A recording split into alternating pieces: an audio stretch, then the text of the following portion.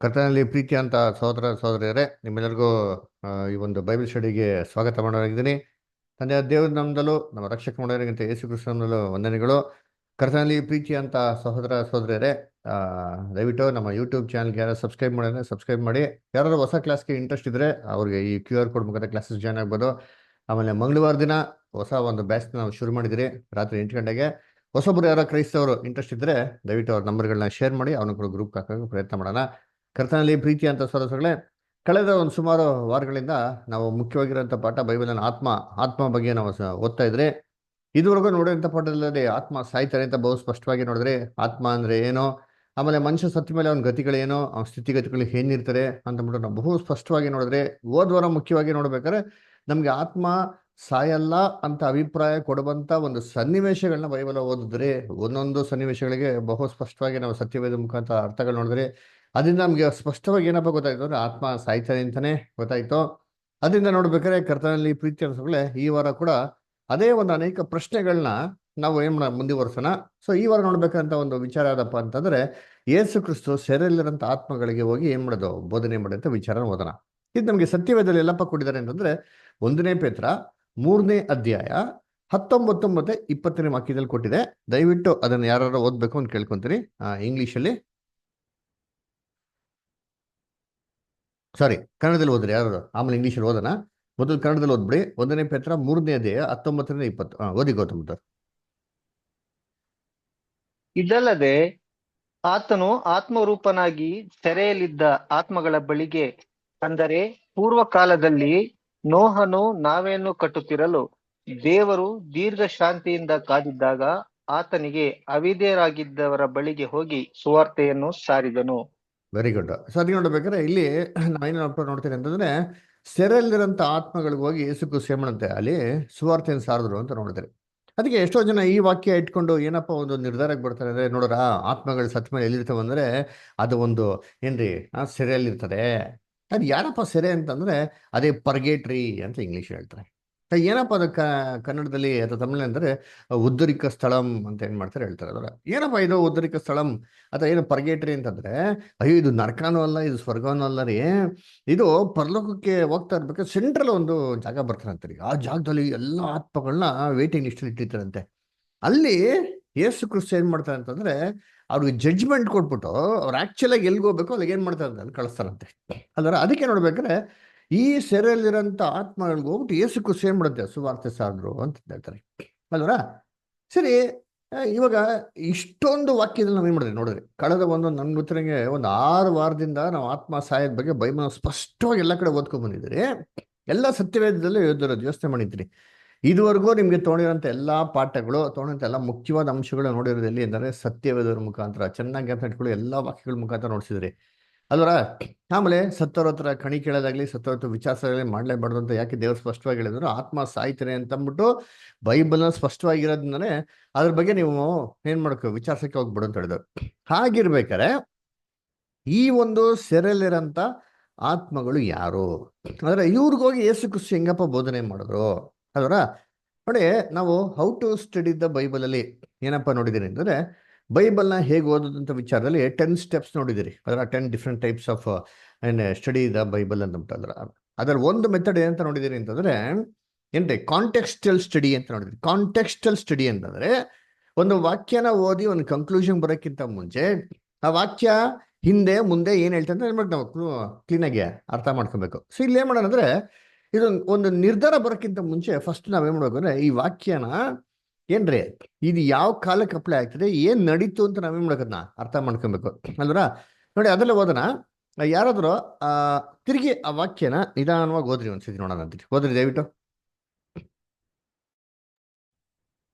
ಇದಲ್ಲದೆ ಆತನು ಆತ್ಮರೂಪನಾಗಿ ಸೆರೆಯಲ್ಲಿದ್ದ ಆತ್ಮಗಳ ಬಳಿಗೆ, ಅಂದರೆ ಪೂರ್ವಕಾಲದಲ್ಲಿ ನೋಹನು ನಾವೆಯನ್ನು ಕಟ್ಟುತ್ತಿರಲು ದೇವರು ದೀರ್ಘ ಶಾಂತಿಯಿಂದ ಕಾದಿದ್ದಾಗ ಆತನಿಗೆ ಅವಿಧೇಯರಾಗಿದ್ದವರ ಬಳಿಗೆ ಹೋಗಿ ಸುವಾರ್ತೆಯನ್ನು ಸಾರಿದನು. ಇಲ್ಲಿ ಯೇಸು ಕ್ರಿಸ್ತು ಸೆರೆಯಲ್ಲಿರುವಂತ ಆತ್ಮಗಳಿಗೆ ಸುವಾರ್ತೆ ಸಾರಿದ್ರು ಅಂತ ಹೇಳಿದೆ. ಯಾರಿಗಪ್ಪ ಸಾರಿದ್ರು ಅಂತ ಡೀಟೇಲ್ಸ್ ಕೊಟ್ಟಿದ್ದೀನಿ ನೋಡ್ರಿ ಇದ್ರಿ. ಅದರ ಯಾರಿಗಪ್ಪ ಸಾರಿದ್ರು ಅಂದರೆ ಅಂತ ಅಲ್ಲೇ ಕೊಡ್ತಾ ಪೂರ್ವ ಕಾಲದಲ್ಲಿ ನೋವನ್ನು ನಾವೇನು ಕೊಟ್ಟಿತಿರಲು ದೇವರ ದೀರ್ಘ ಶಾಂತಿಯಿಂದ ಕಾದಿದ್ದಾಗ ಆತನಿಗೆ ಅವಿಧರಾಗಿರುವಂತ ಅವರ ಬಳಿಗೆ ಹೋಗಿ ಸುವಾರ್ತೆ ಸಾರದಂತೆ. ಅಂದ್ರೆ ಯಾರಿಗಪ್ಪ ಸಾರಿದ್ರು ಯೇಸು ಕ್ರಿಸ್ತು ಅಂತ ನೋಡಿದ್ರೆ, ಪೂರ್ವ ಕಾಲದಲ್ಲಿ, ಯಾವ ಕಾಲದಲ್ಲಿ? ನೋವನ್ನು ನಾವೇ ಕಟ್ತಾರಂತ ಕಾಲದಲ್ಲಿ. ಮೊದಲಿನ ಲೋಕ ಪಾಠ ಕೇಳಿದಿರಾ? ನೋಡ್ರಿ, ಇಲ್ಲಿ ಕ್ಲೀನ್ ನೋಡಿರ್ತೀನಿ, ನಿಮ್ಗೆ ಚಾಟ್ ಕ್ಲೀನ್ ಅಂಡರ್ಸ್ಟ್ಯಾಂಡ್ ಆಗ್ತದೆ ಅಲ್ವರ. ಯಾವಾಗಪ್ಪ ಅಂತಂದ್ರೆ ಏನ್ರಿ, ಯೇಸು ಕ್ರಿಸ್ತು ಮೊದಲನೇ ಬರೋಕ್ಕಿಂತ ಮುಂಚೆ ಮೋಸೆ ಮುಖಾಂತರ ಧರ್ಮಶಾಸ್ತ್ರ ಕೊಟ್ಟರು ಗೊತ್ತಾ? ಅದಕ್ಕಿಂತ ಮುಂಚೆ ಮನಸ್ಸಾಕ್ಷಿಯ ಕಾಲ ಇತ್ತಲ್ಲ, ಆ ಕಾಲದಲ್ಲಿ ಏನ್ರಿ ಎಲ್ಲಾರ್ಗು ಅಲ್ವಂತರಿ.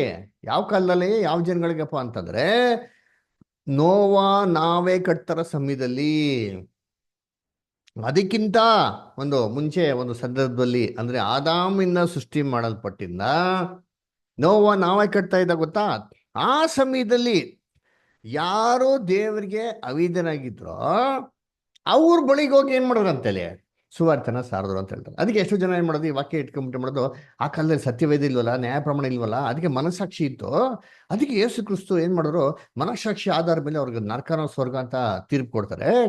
ಅದರಿಂದ ಏನ್ ಮಾಡಿದ್ರೆ ಅವ್ರಿಗೆಲ್ಲ ಮನಸ್ಸಾಕ್ಷಿ ಇತ್ತಲ್ಲ, ಏನು ಸುವಾರ್ತೆ ಗೊತ್ತಿಲ್ವಲ್ಲ, ಅದಕ್ಕೆ ಹೋಗಿ ಯೇಸು ಕ್ರಿಸ್ತು ಅವ್ರಿಗೆ ಸುವಾರ್ತೆ ಸಾರಿ ಆ ಸುವಾರ್ತೆನ ಯಾರು ಅಂಗೀಕಾರ ಮಾಡಿದ್ರೆ ಅವ್ರಿಗೇನ್ರಿ ಪರಲೋಕ, ಅವ್ರೇನು ಅಂಗೀಕಾರ ಮಾಡಲ್ಲ ಅಂದ್ರೆ ಅವ್ರಿಗೆ ನರಕ ಅಂತ ಹೇಳ್ತಾರೆ. ಸರಿ ಆಯ್ತಪ್ಪ, ನಾವು ಒಂದು ಪಕ್ಷ ಹಿಂಗೆ ತಗೊಂಬಿಡೋಣ, ಇದೇ ಇರ್ಬೋದು ಅಂತಂದ್ಬಿಟ್ಟು. ಆದರೆ ಹಂಗಿತ್ತು ಅಂದ್ರೆ ಮೋಸೆ ನಂತರ ಧರ್ಮಶಾಸ್ತ್ರ ಬಂತು, ಧರ್ಮಶಾಸ್ತ್ರ ಪ್ರಕಾರ ತೀರ್ಪಾಯ್ತು. ಅದರ ಧರ್ಮಶಾಸ್ತ್ರ ಪ್ರಕಾರ ಯಾರ ನೀತಿವಂತರ ಆಗ್ತಾರೆ ಅಂದ್ರೆ ನೋಡಿದ್ರೆ ರೋಮಪುರದಲ್ಲಿ 3:20 ತುಂಬಾ ಬಹು ಸ್ಪಷ್ಟವಾಗಿ ಹೇಳ್ತಾರೆ, ನೀತಿವಂತರು ಯಾರು ಆಗೋದಕ್ಕೆ ಸಾಧ್ಯ ಇಲ್ಲ. ಧರ್ಮಶಾಸ್ತ್ರ ಮುಖಾಂತರ ನೀತಿವಂತರಾಗಿದ್ರೆ ಯೇಸು ಕ್ರಿಸ್ತನ ಕಳ್ಸಿಕೊಡಲೇ ವ್ಯರ್ಥ ಅಂತಂದ್ಬಿಟ್ಟು ಹೇಳ್ತಾರೆ. ಅದಕ್ಕೆ ರೋಮಪುರದಲ್ಲಿ 3:10 ಹೇಳಿದ್ರು, ನೀತಿವಂತರು ಒಬ್ಬನು ಇಲ್ಲ, ಯಾರೂ ಇಲ್ಲ ಅಂತ ಹೇಳ್ತಾರೆ. ಅಲ್ಲ ಹಂಗಾರೆ ನ್ಯಾಯ ಪ್ರಮಾಣ ಮುಖಾಂತರ ಇಲ್ಲ ಅಟರ್ ಫೇಲಿಯರ್ ಆಗಿರ್ಬೇಕ್ರೆ, ಮನಸ್ಸಾಕ್ಷಿ ಮುಖಾಂತರ ಯಾರಾದ್ರೂ ಅನಿತ್ಯವಂತನಾಗಲಿಕ್ಕೆ ದೇವದೃಷ್ಟಿಯಲ್ಲಿ ಸಾಧ್ಯನಾ ಅಂದ್ರೆ ಒಂದು ದೊಡ್ಡ ಕ್ವಶನ್ ಮಾರ್ಕ್. ಖಂಡಿತವಾಗೂ ಸಾಧ್ಯ ಇಲ್ಲ ರೀ. ಸರಿ, ಒಂದು ಪಕ್ಷ ಸಾಧ್ಯ ಆಯ್ತು, ಒಬ್ರಿಗೆ ಸುವಾರ್ತೆ ಹೇಳಿದ್ರು, ಯೇಸು ಕ್ರಿಸ್ತು ಅವ್ರಿಗೆ ಹೋಗಿ ಹೇಳಿದ್ರು ಅಂತಂದ್ರೆ ಯಾಕೆ ನೋವನ್ ಕಾಲದಲ್ಲಿ ಮಾತ್ರ ಅವಿದಾಗಿರೋ ಜನಗಳಿಗೆ ಕೇಳ್ಬೇಕಪ್ಪ? ಯಾಕಪ್ಪ ನೋವನ ಕಾಲದಿಂದ ಹಿಡ್ದು ಮೋಸೆ ಕಾಲದವ್ರಿಗೂ ಕೂಡ ಇನ್ನು ಧರ್ಮಶಾಸ್ತ್ರ ಇಲ್ವಲ್ಲ, ಆ ಜನಗಳು ಕೂಡ ಹೇಳ್ಬೋದಲ್ಲ ಯೇಸು ಕ್ರಿಸ್ತು, ಅವ್ರಿಗೆಲ್ಲ ಹೇಳ್ದಿರಾ ಯಾಕೆ ಪರ್ಟಿಕ್ಯುಲರ್ ಆಗಿ ನೋವ ನಾವೇ ಕಟ್ತಾರ ಟೈಮಲ್ಲಿ ಅವಿಧೇಯರಾಗಿರೋಂಥ ಆತ್ಮಗಳಿಗೆ ಹೋಗಿ ಯೇಸು ಕ್ರಿಸ್ತು ಯಾಕೆ ಹೇಳ್ಬೇಕಾಗಿತ್ತು? ಯಾಕಪ್ಪ ಬೇರೆ ಕಾಲದಲ್ಲಿ ಯಾರೋ ಅವಿಧೇಯರಾಗಿರ್ಲಿಲ್ವಾ ಅಲ್ವರ? ಅಥವಾ ಯಾರೋ ಏನು ಅವಿಧೇಯರಾಗಿರೋ ಯಾರು ಸಿಕ್ಲೇ ಇಲ್ವಾ? ಎಲ್ಲ ವಿಧೇಯರಾಗಿದ್ರಾ? ಏನಿದು ಸತ್ಯ ಅಲ್ವರ? ಅದಕ್ಕೆ ಸಾಮಾನ್ಯವಾಗಿ ಎಲ್ಲರೂ ಏನ್ ಮಾಡ್ಬಿಡ್ತಾರೆ ಒಂದು ಡಿಸಿಷನ್ಗೆ, ಇದು ಯಾರು ಅಂದ್ರೆ ಮನುಷ್ಯನ ಒಂದು ಆತ್ಮಗಳು, ಈ ಸತ್ತೋಗಿತ್ತಲ್ಲ ಮನುಷ್ಯರುಗಳು, ಅವ್ರ ಆತ್ಮಗಳು ಏನ್ರಿ ಅದು ಹಂಗೆ ಅದಕ್ಕೆ ತೀರ್ಪಾಗಿಲ್ಲ, ಅದಕ್ಕೆ ಎಲ್ಲಿದೆ ಅಂದ್ರೆ ಸೆಂಟ್ರಲ್ಲಿ ಒಂದು ಜಾಗ ಪರ್ಗೆಟ್ರಲ್ಲಿ ಇದೆ, ಅದಕ್ಕೆ ತೀರ್ಪಾಗಿ ಮೇಲೆ ಅದೇ ವಿಲ ಅಂತ ಒದ್ದಾಡ್ತಾ ಇದೆ, ಆತ್ಮಗೆ ಶಾಂತಿ ಸಿಕ್ಕಲ್ವಲ್ಲ ಅದರ, ಅಲ್ಲಿ ಇಲ್ಲಿ ಎಲ್ಲ ಓಡಾಡ್ತಾ ಹೋಗುತ್ತೆ ಅದೇ ಆತ್ಮಗಳು ಇವೆಲ್ಲ ಅದರ. ಅದಕ್ಕೋಗಿ ಯೇಸು ಕ್ರಿಸ್ತು ಸುವಾರ್ತೆ ಸಾರ್ಬಿಟ್ರು, ಏನ್ ಮಾಡಿದ್ರು, ಪರಲೋಕ ಅಥವಾ ನರಕಕ್ಕೆ ಕರ್ಕೊಂಡು ಹೋಗ್ಬಿಟ್ರು ಅಂತ ಹೇಳ್ತಾರೆ, ತೀರ್ಪು ಕೊಟ್ಬಿಟ್ರು ಅಂತ ಹೇಳ್ತಾರೆ. ಸುವಾರ್ತೆ ಆಧಾರದ ಮೇಲೆ ಸುವಾರ್ತೆ ಕೇಳಿ ಮಾನಸಾಂತರ ಒಂದು ರಕ್ಷಣೆ ಅಂದ್ರೆ ಎಲ್ಗೋಗ್ಬಿಡು, ಸೀದಾ ಪರಲೋಕಕ್ಕೆ ಹೋಗ್ಬಿಡ್ತು ಅಲ್ಲ. ಹಂಗಂತ ಅಲ್ಲಿ ಕೊಟ್ಟಿದ್ದ ಸುವಾರ್ತೆ ಸಾರದು ಅಂತ ಕೊಟ್ಟಿದೆ. ಸುವಾರ್ತೆ ಸಾರಿದ ನಂತರ ಅವ್ರು ಕೇಳಿದ್ಮೇಲೆ ಹಿಂಗ್ ಮಾಡ್ತೀನಿ, ಕೇಳಿದ್ರೆ ಹಿಂಗ್ ಮಾಡ್ತೀನಿ, ನೀವು ಕೇಳಿದ್ರೆ ಮಾತ್ರ ಸ್ವರ್ಗ, ಕೇಳಿದ್ರೆ ನರಕ ಅಂತ ಅಲ್ಲೇ ಕೊಟ್ಟಿದ್ಯಾ? ಇಲ್ಲ ಕೊಟ್ಟಿಲ್ಲ ರೀ ಅಲ್ರ. ಅಲ್ಲಿ ಬದಲಾಗಿ ಏನ್ ಕೊಟ್ಟಿರಂದ್ರೆ ಒಂದು ಕ್ಲೂ ಕೊಟ್ಟಿದ್ದಾರೆ ನಮ್ಗೆ. ಯಾರಪ್ಪ ಇವರು ಅಂತಂದ್ರೆ ನೋವನ್ ಕಾಲದಲ್ಲಿ ಅವಿಧರಾಗಿರೋಂಥ ಆತ್ಮಗಳು ಅಂತ ಹೇಳ್ತಾರೆ ಅದರ. ಇಲ್ಲಿ ಈ ವಾರ್ತೆನ ಆತ್ಮಗಳು ಅಂತ ಬರ್ತಾ ಗೊತ್ತಾ ಪದ ಅಲ್ವರ. ಇದನ್ನ ಇಂಗ್ಲಿಷಲ್ಲಿ ಏನ್ ಬರ್ತದೆ ಅಂತ ನೋಡೋಣ, ತಮಿಳಲ್ಲಿ ಏನ್ ಬರ್ತದೆ ಅಂತ ನೋಡೋಣ. ನೋಡಿ ಓದ್ರಿ ಯಾರಾದ್ರ 1 Peter 3:19 ಇಂಗ್ಲಿಷ್ ಓದಿ. By which also he went and preached unto the spirits in prison, which sometime were disobedient, when once the long suffering of God waited in the days of Noah, while the ark was a preparing, wherein few, that is 8 souls, were saved by water. ನೋಡೋರ, he went and preached to souls in prison ಅಂತ ಕೊಡಲಿದ್ದಾರೆ. ಏನ್ ಕೊಟ್ಟಿದ್ದಾರೆ? he went and preached to spirits in prison ಅಂತ ಕೊಟ್ಟಿದ್ದಾರೆ. ಅದರ spirits ಅಂದ್ರ ನೋಡಿ, he went and preached to souls into prison ಅಂತಂದ್ರೆ ನಾವು ಹೇಳೋದು ಒಪ್ಕೊಂಬೋದ್ರಿ. ಇಲ್ಲಿ ಸೋಲ್ ಅಂತ ವಾರ್ತೆ ಬರಲ್ಲ, ನೀವು ಗ್ರೀಕ್ ಅಲ್ಲಿ ತೆಗೆದು ನೋಡಿ ಅಂತೀನಿ, ಅಲ್ಲಿ ಬರೋಂಥ ಗ್ರೀಕ್ ವಾರ್ತೆ ಸ್ಪಿರಿಟ್ ಬರೋಂಥ ವಾರ್ತೆನೇ ಬರ್ತಾರೆ ಹೊರತು ಸೋಲ್ ಬರೋಂಥದ್ದು ಅಲ್ವೇ ಇಲ್ಲ ರೀ. ಇದನ್ನ ಬೇಕಾದ್ರೆ ತಮಿಳಲ್ಲಿ ಕೂಡ ಓದ ನೋಡಿರ್ತೀನಿ. ತಮಿಳು ಯಾರು ಓದ್ತೀರಾ? 1 Peter 3:19 ತಮಿಳ್ ರಾಜ್ ಬ್ರದರ್ ಇದೀರಾ? ಓದ್ಬೋದಾ?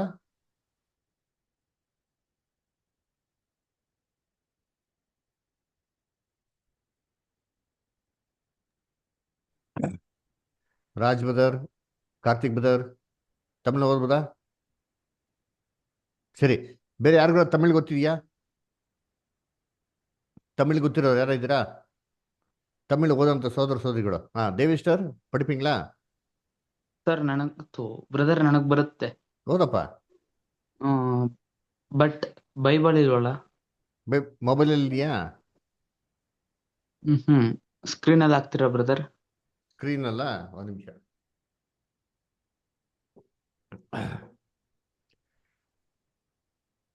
ಓಕೆ, ಒಂದು ನಿಮಿಷ, 1 ಮಿನಿಟ್.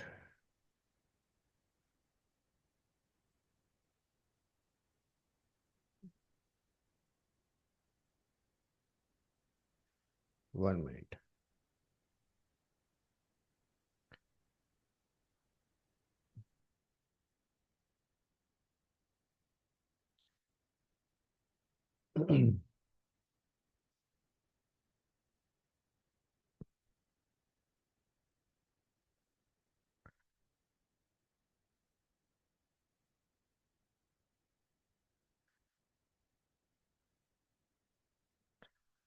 ಓಕೆ, ಸ್ಕ್ರೀನ್ ಶೇರ್ ಮಾಡ್ತೀನಿ, ಓದಕ್ಕೆ ಪ್ರಯತ್ನ ಮಾಡಿ ರಾಜ.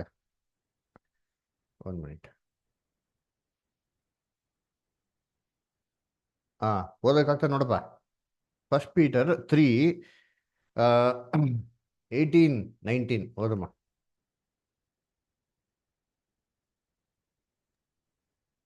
ஏனெனில் ஒட்டுமொத்தமாக நாம்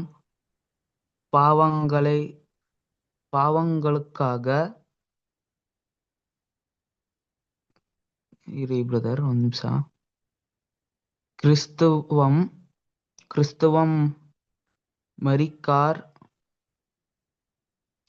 குற்றம் நிறைந்த மனிதர்களுக்காக பாவமேயில்லாக அவர்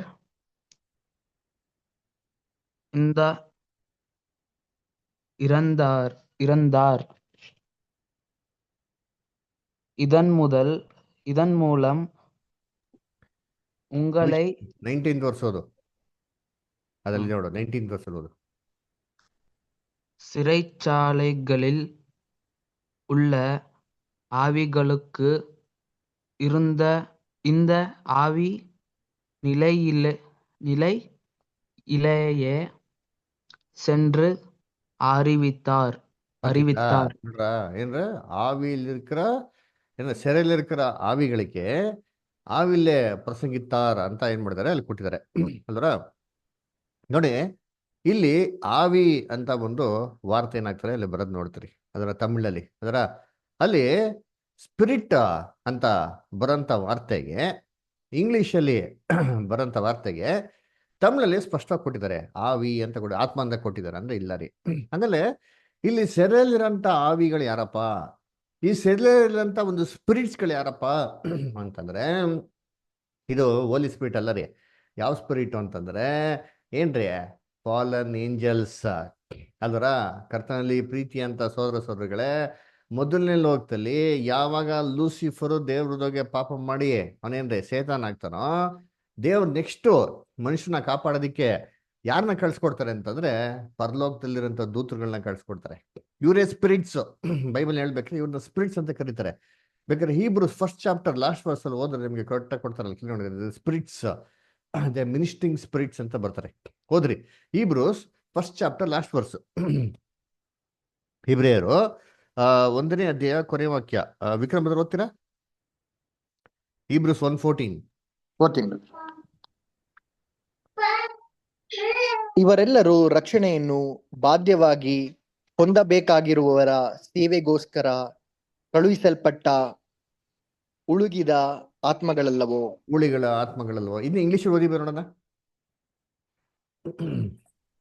Are they not all ministering spirits ನೋಡಿದ್ರ sent forth to ನೋಡಿದ್ರ minister? ಸ್ಪಿರಿಟ್ಸ್ ಕನ್ನಡದಲ್ಲೇ ಹುಲಿಗಳು ಆತ್ಮಗಳು ನೋಡ್ರ ಏಂಜಲ್ಸ್ಗಳಿಗೆ ಏನಂತ ಕರೀತಾರೆ, ಸ್ಪಿರಿಟ್ಸ್ ಅಂತ ಕರೀತಾರೆ ನೋಡಿರ್ತೀರಿ ಅಲ್ರ. ಈ ಸ್ಪಿರಿಟ್ಸೇ ಮೊದಲನೇ ಲೋಕದಲ್ಲಿ ಏನಾಗಿದ್ದು, ದೇವ್ರಿಗೆ ಅವಿದ್ಯರಾಗಿದ್ದು. ನಿಮ್ಗೆಲ್ಲ ಚೆನ್ನಾಗಿ ಜ್ಞಾಪನ ಇದಲ್ಲ, ಮೊದಲನೇ ಕ್ಲಾಸ್ ಇದ್ದು ಮೊದಲನೇ ಲೋಕದ ಪಾಠಗಳು ಜ್ಞಾಪನ ಆಯ್ತಾ? ದೇವ್ರು ಏನ್ ಮಾಡಿದ್ರು, ದೇವ್ರಿಗೆ ಅವಕಾಶ ಕೊಟ್ಟಿದ್ರು, ಮಾಂಸದಲ್ಲಿ ಬರ್ಬೋದು, ಬೇಕಾದ್ರೆ ಅವಾಗ ಏನ್ರಿ ಪ್ರತ್ಯಕ್ಷ ಆಗ್ಬೋದು, ಬೇಡ ಬೇಕಾದ್ರೆ ಮಾಡೋದು ಹಂಗೆ ಆತ್ಮಿಕ ಶರೀರಕ್ಕೆ ತಿರ್ಗಾ ಹೋಗ್ಬೋದು. ಆ ರೀತಿ ಸ್ಪೆಷಲ್ ಗಿಫ್ಟ್ ಏನ್ ಮಾಡಿದ್ರು ದೇವ್ರವ್ರಿಗೆ ಕೊಟ್ಟಿದ್ರು ಅಲ್ವರ. ಕರ್ತನಲ್ಲಿ ಪ್ರೀತಿ ಅಂತ ಸೌರಸುರಗಳೇ, ಈ ಮಾಂಸಿಕ ಶರೀರದಲ್ಲಿ ಬರ್ಬೇಕಾದ್ರೆ ಅವ್ರೇನಪ್ಪ ಮಾಡಿದ್ರು ಅಂತಂದ್ರೆ, ಭೂಲೋಕದಲ್ಲಿರುವಂತ ಸುಂದರವಾದ ಸ್ತ್ರೀಗಳನ್ನ ನೋಡ್ಬಿಟ್ಟೆ ಮಾಡಿದ್ರು, ಸಂಬಂಧ ಇಟ್ಕೊಳಕ್ಕೆ ಶುರು ಮಾಡಿದ್ರು. ಸರಿ, ದೇವದೂತರಿಗೆ ಮದುವೆ ಮಾಡ್ಕೊಳಕ್ಕೆ ದೇವ್ರ ಅನುಮತಿ ಕೊಟ್ಟಿದ್ದಾರ ಅಂತಂದ್ರೆ ನಮ್ಗೆ ಚೆನ್ನಾಗಿ ಗೊತ್ತು, ದೇವತೆಗಳೆಲ್ಲ ಮದುವೆ ಮಾಡ್ಕೊಳಕ್ಕೆ ಅನುಮತಿ ಕೊಟ್ಟಿಲ್ಲ. ಯೇಸು ಕ್ರಿಸ್ತ ಹೇಳ್ತಾರಲ್ಲ, ಆ ಒಂದು ಪ್ರಶ್ನೆ ಹಾಕ್ಬೇಕಾರೆ ಸದೀಶರು, ಒಂದು ಸ್ತ್ರೀ 7 ಪುರುಷರನ್ನ ಮದುವೆ ಆಗಿರ್ತಾರೆ, ಪುನರುತ್ಥಾನದಲ್ಲಿ ಯಾರ್ಯಾರಿಗೆ ಗಂಡನಾಗಿರ್ತಾರೆ ಅಂತ ಹೇಳ್ಬೇಕಾರೆ ಯೇಸು ಕ್ರಿಸ್ತ ಹೇಳ್ತಾರೆ, ಪರಲೋಕದಲ್ಲಿರೋ ದೇವದೂತ ಇರ್ತಾರೆ, ಮದುವೆ ಆಗೋದಿಲ್ಲ, ಮದುವೆ ಮಾಡ್ಕೊಡೋದು ಇಲ್ಲ ಅಂತ ಅಂದ್ಬಿಟ್ಟು. ಹಂಗಾರೆ ದೇವರಾಜ್ಯದಲ್ಲಿ ಮದುವೆ ಇಲ್ಲ, ಹಂಗಿರ್ಬೇಕಾದ್ರೆ ದೇವದೂತರಿಗೂ ಮದುವೆ ಅನುಮತಿನೇ ಇಲ್ಲ. ಇದು ದೇವ ದೃಷ್ಟಿಲಿ ವ್ಯಭಿಚಾರ ಆಗೋಯ್ತ್ರಿ. ಅದಕ್ಕೆ ದೇವ್ರು ಏನ್ ಮಾಡ್ತಾರೆ ಅಂತಂದ್ರೆ, ಇವರು ನಿಮಿತ್ತವಾಗಿ ಹುಟ್ಟಿರಂತ ರಾಕ್ಷಸರುಗಳು ಇವು ಎಲ್ಲರನ್ನು ದೇವರು ಜಳಪ್ರಳಯದಲ್ಲಿ ನಾಶ ಮಾಡಾಕ್ತಾರೆ ಅಲ್ವರ. ಆ ಜಳಪ್ರಳಯದಲ್ಲಿ ಇವ್ರಿಗೆ ಹುಟ್ಟಿದಂತ ರಾಕ್ಷಸಗಳೆಲ್ಲ ಸಂಪೂರ್ಣವಾಗಿ ಏನಾಗ್ತಾರೆ ರೀ, ಎಲ್ಲ ಸಮುದ್ರದಲ್ಲಿ ಜಳಪ್ರಳಯದ ಮುಳುಗೋಗ್ಬಿಡ್ತಾರೆ. ಸರಿ, ಈ ದೇವದೂತರು ಏನಪ್ಪಾ ಆದರು, ಅವರು ಏನ್ರಿ ಮಾಂಸಿಕ ಶರೀರದಲ್ಲಿ ಇದ್ರಲ್ವಾ, ಯಾವಾಗ ಜಳಪ್ರಳಯ ಬರ್ತದೋ ದೇವರು ಏನಪ್ಪಾ ಮಾಡ್ತಾರೆ ಅಂತಂದ್ರೆ, ಅವ್ರಿಗೆ ಸ್ಪೆಷಲ್ ಗಿಫ್ಟ್ ಕೊಟ್ಟಿದ್ರು, ಇನ್ನ ಅದನ್ನ ತೆಗ್ದಿರ್ಲಿಲ್ಲ. ಅದರ ಏನ್ ಮಾಡ್ತಾನೆ ಜಳಪ್ರಳಯ ಬಂದಿದ ತಕ್ಷಣ ಅಂತಂದ್ರೆ, ಕರ್ತನಲ್ಲಿ ಪ್ರೀತಿ ಅಂತ ಸೌರಸುರಗಳೇ ಅವರು ಮಾರ್ಪಾಡಾಗಿ ಆತ್ಮಿಕ ಶರೀರಕ್ಕೆ ಏನಾಗ್ತಾರೆ, ಅವರು ಎಸ್ಕೇಪ್ ಆಗ್ಬಿಡ್ತಾರೆ. ಎಸ್ಕೇಪ್ ಆಗಿ ಎಲ್ಲಿ ಪರಲೋಕಕ್ಕೆ ಹೋಗ್ಬಿಟ್ರ, ದೇವ್ರನ್ನ ಪರಲೋಕಕ್ಕೆ ಕರ್ಕೊಂಡ್ಬಿಟ್ರ ಅಂತಾನೆ ಇಲ್ಲ ರೀ, ಭೂಮಿಯ ವಾಯುಮಂಡಲ ಏನ್ ಮಾಡಿದ್ರೆ ಅವ್ರನ್ನ ಕಟ್ಟಾಕಿದ್ದಾರೆ ಅಂತೆ. ವಾಕ್ಯ ಇದೆ ನೋಡಿ, ಓದನ 2 ಪೇತ್ರ 2:4 ಓದ್ರಿ, ಕನ್ನಡದಲ್ಲಿ ಓದ್ರಿ. 2 Peter 2:4 ಬಿಂದು ಸಿಸ್ಟರ್ ಓದ್ತೀರಾ? ಓದ್ತೀನಿ ಬ್ರದರ್. ಹೇಗೆಂದರೆ ದೇವದೂತರು ಪಾಪ ಮಾಡಿದಾಗ ದೇವರು ಅವರನ್ನು ಸುಮ್ಮನೆ ಬಿಡದೆ ನರಕಕ್ಕೆ ದೊಬ್ಬಿ ನ್ಯಾಯ ತೀರ್ಪನ್ನು ಹೊಂದುವುದಕ್ಕೆ ಇಡಲ್ಪಟ್ಟವರಾಗಿರಬೇಕೆಂದು ಕತ್ತಲೆ ಗುಂಡಿ ಒಳಗೆ ಒಪ್ಪಿಸಿದನು. ನೋಡ್ರ, ನ್ಯಾಯ ತೀರ್ಪು ಹೊಂದಬೇಕಾಗಿ ಕತ್ತಲೆ ಗುಂಡಿಗೊಳಿಸಿದಂತೆ. ಯಾವ ಕತ್ತಲೆ ಗುಂಡಿ? ಭೂಮಿಯ ಒಂದು ವಾಯುಮಂಡಲದ ಮೇಲೆ ಹೋದ್ರೆ ಔಟರ್ ಯೂನಿವರ್ಸ್ ಬರೀ ಕತ್ತಲೆ ಇರೋದು. ಈ ಒಂದು ಕತ್ತಲೆ ಗುಂಡಿಲಿ ಹಾಕ್ಬಿಟ್ಟಿದ್ದಾರೆ ಅಂತಂದ್ರೆ ಇದೇ ಅವ್ರಿಗೆ ಸೆರೆ ಮನೆ. ಅವ್ರ ಪರಲೋಕಕ್ಕೆ ಹೋಗಂಗಿಲ್ಲ, ತಿರ್ಗಾ ಭೂಲೋಕದಲ್ಲಿ ಮಾಂಸಿಕ ರೀತಿಯಲ್ಲಿ ಮಾರ್ಪಾಡಾಗಂಗೂ ಇಲ್ಲ. ದೇವರು ಅವ್ರನ್ನ ಭೂಮಿಯ ವಾಯುಮಂಡಲದಲ್ಲಿ ಕಟ್ಟಾಕ್ಬಿಟ್ಟಿರ್ತೀರಿ. ಈ ಒಂದು ದೇವದೂತರುಗಳಿಗೆ ಯೇಸು ಕ್ರಿಸ್ತ ಏನ್ ಮಾಡಿರೋದ?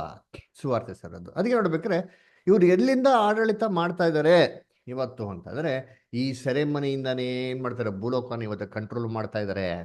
ಮೊದಲನೇ ಲೋಕದಲ್ಲಿ ಸ್ವತಃ ತಾನೇ ಮಾಂಸದಲ್ಲಿ ಬಂದು ಕೆಟ್ಟದನ್ನ ಮಾಡ್ಬೋದಾಗಿತ್ತು, ಅದನ್ನ ದೇವ್ರು ತೆಗೆದುಬಿಟ್ರು. ಇವಾಗ ಅವ್ರು ಮಾಂಸದಲ್ಲಿ ಬರೋಕ್ಕೆ ಸಾಧ್ಯ ಇಲ್ಲ, ಅದರಿಂದ ವಾಯುಮಂಡಲದಲ್ಲಿ ಅಧಿಕಾರ ಮಾಡ್ತಾರಂತೆ.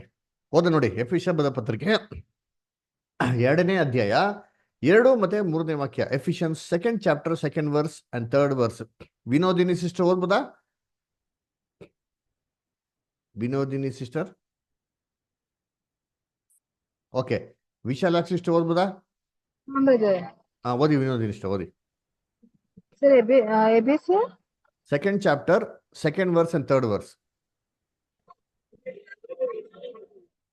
ಬ್ರದರ್ ತಮಿಳಿಂಗ್ಲ ನೀವು? ಓಕೆ ಸರ್, ಕನ್ನಡದಲ್ಲಿ ಓದ್ರಿ ಯಾರಾದ್ರ. ವಿಶಾಲಾಕ್ಷಿ ಸಿಸ್ಟರ್ ಓದ್ಬೋದಾ? ನೀವು ಪೂರ್ವದಲ್ಲಿ ಅಪರಾಧಗಳನ್ನು ಪಾಪಗಳನ್ನು ಮಾಡುವವರಾಗಿದ್ದು ಇಹಲೋಕಚಾರಕ್ಕೆ ಅನುಸಾರವಾಗಿ ನಡೆದುಕೊಂಡಿರಿ. ವಾಯುಮಂಡಲದಲ್ಲಿ ಅಧಿಕಾರ ನಡೆಸುವ ಅಧಿಪತಿಗೆ, ಅಂದರೆ ನಂಬಲೊಲ್ಲದವರನ್ನು ಅವಿಧೇಯತೆಗೆ ಈಗ ಪ್ರೇರೇಪಿಸುವ ಆತ್ಮನಿಗೆ ಅನುಸಾರವಾಗಿ ನಡೆದುಕೊಂಡಿರಿ. ನೋಡ್ರ ಎಷ್ಟು ಹೇಳ್ತಾರೆ, ವಾಯುಮಂಡಲ ಅಧಿಕಾರ ನಡೆಸಂತ ಅಧಿಪತಿಗೆ, ಅಂದರೆ ನಂಬಲಲ್ಲದವನು ಅವಿದ್ಯತೆಗೆ ಪ್ರೇರಣೆ ಮಾಡಂತ ಏನ್ರಿ ಆತ್ಮಕ್ಕೆ ಅನುಸಾರವಾಗಿ ನಡೆದುಕೊಂಡಿರಿ. ಆಮೇಲೆ ಕಂಟಿನ್ಯೂ ಮಾಡಿ ಇಷ್ಟಾರ. ನಾವೆಲ್ಲರೂ ಪೂರ್ವದಲ್ಲಿ ಅವಿಧೇಯರಾಗಿದ್ದು ಶರೀರ ಭಾವದ ಆಶೆಗಳಿಗೆ ಅಧೀನರಾಗಿ ಶರೀರಕ್ಕೂ ಮನಸ್ಸಿಗೂ ಸಂಬಂಧಪಟ್ಟ ಇಚ್ಛೆಗಳನ್ನು ನೆರವೇರಿಸುತ್ತಾ ನಡೆದು ನೋಡ್ರ, ಒಂದು ಕಾಲದಲ್ಲಿ ನಾವು ಕೂಡ ಹೀಗೆ ಇದ್ರಂತೆ. ಶರೀರಕ್ಕೆ ಸಂಬಂಧವಾದಂತ ಆಸೆಗಳ ಇಚ್ಛೆಗಳಿಗೆಲ್ಲ ಅನುಸಾರ ನಡ್ಕೊಂಡಿದ್ರಂತೆ, ಅವಿಧೇನಾಗಿ. ನೋಡ್ರ, ಅದಕ್ಕೆ ಹೇಳೋದು ಅವಿಧೇಯರಾಗಿರೋಂಥ ಆತ್ಮಗಳು, ಅದರ ಸೆರೆಲಿರೋಂಥ ಆತ್ಮಗಳು, ಅವಿಧೇಯರಾಗಿರೋಂಥ ಆತ್ಮಗಳು, ಇವಾಗ ಹೋಗಿ ಯೇಸು ಕ್ರಿಸ್ತ ಏನ್ ಮಾಡೋದಂತೆ, ಏನ್ರಿ ಸುವಾರ್ತೆ ಸಾರದ್ರಂತೆ.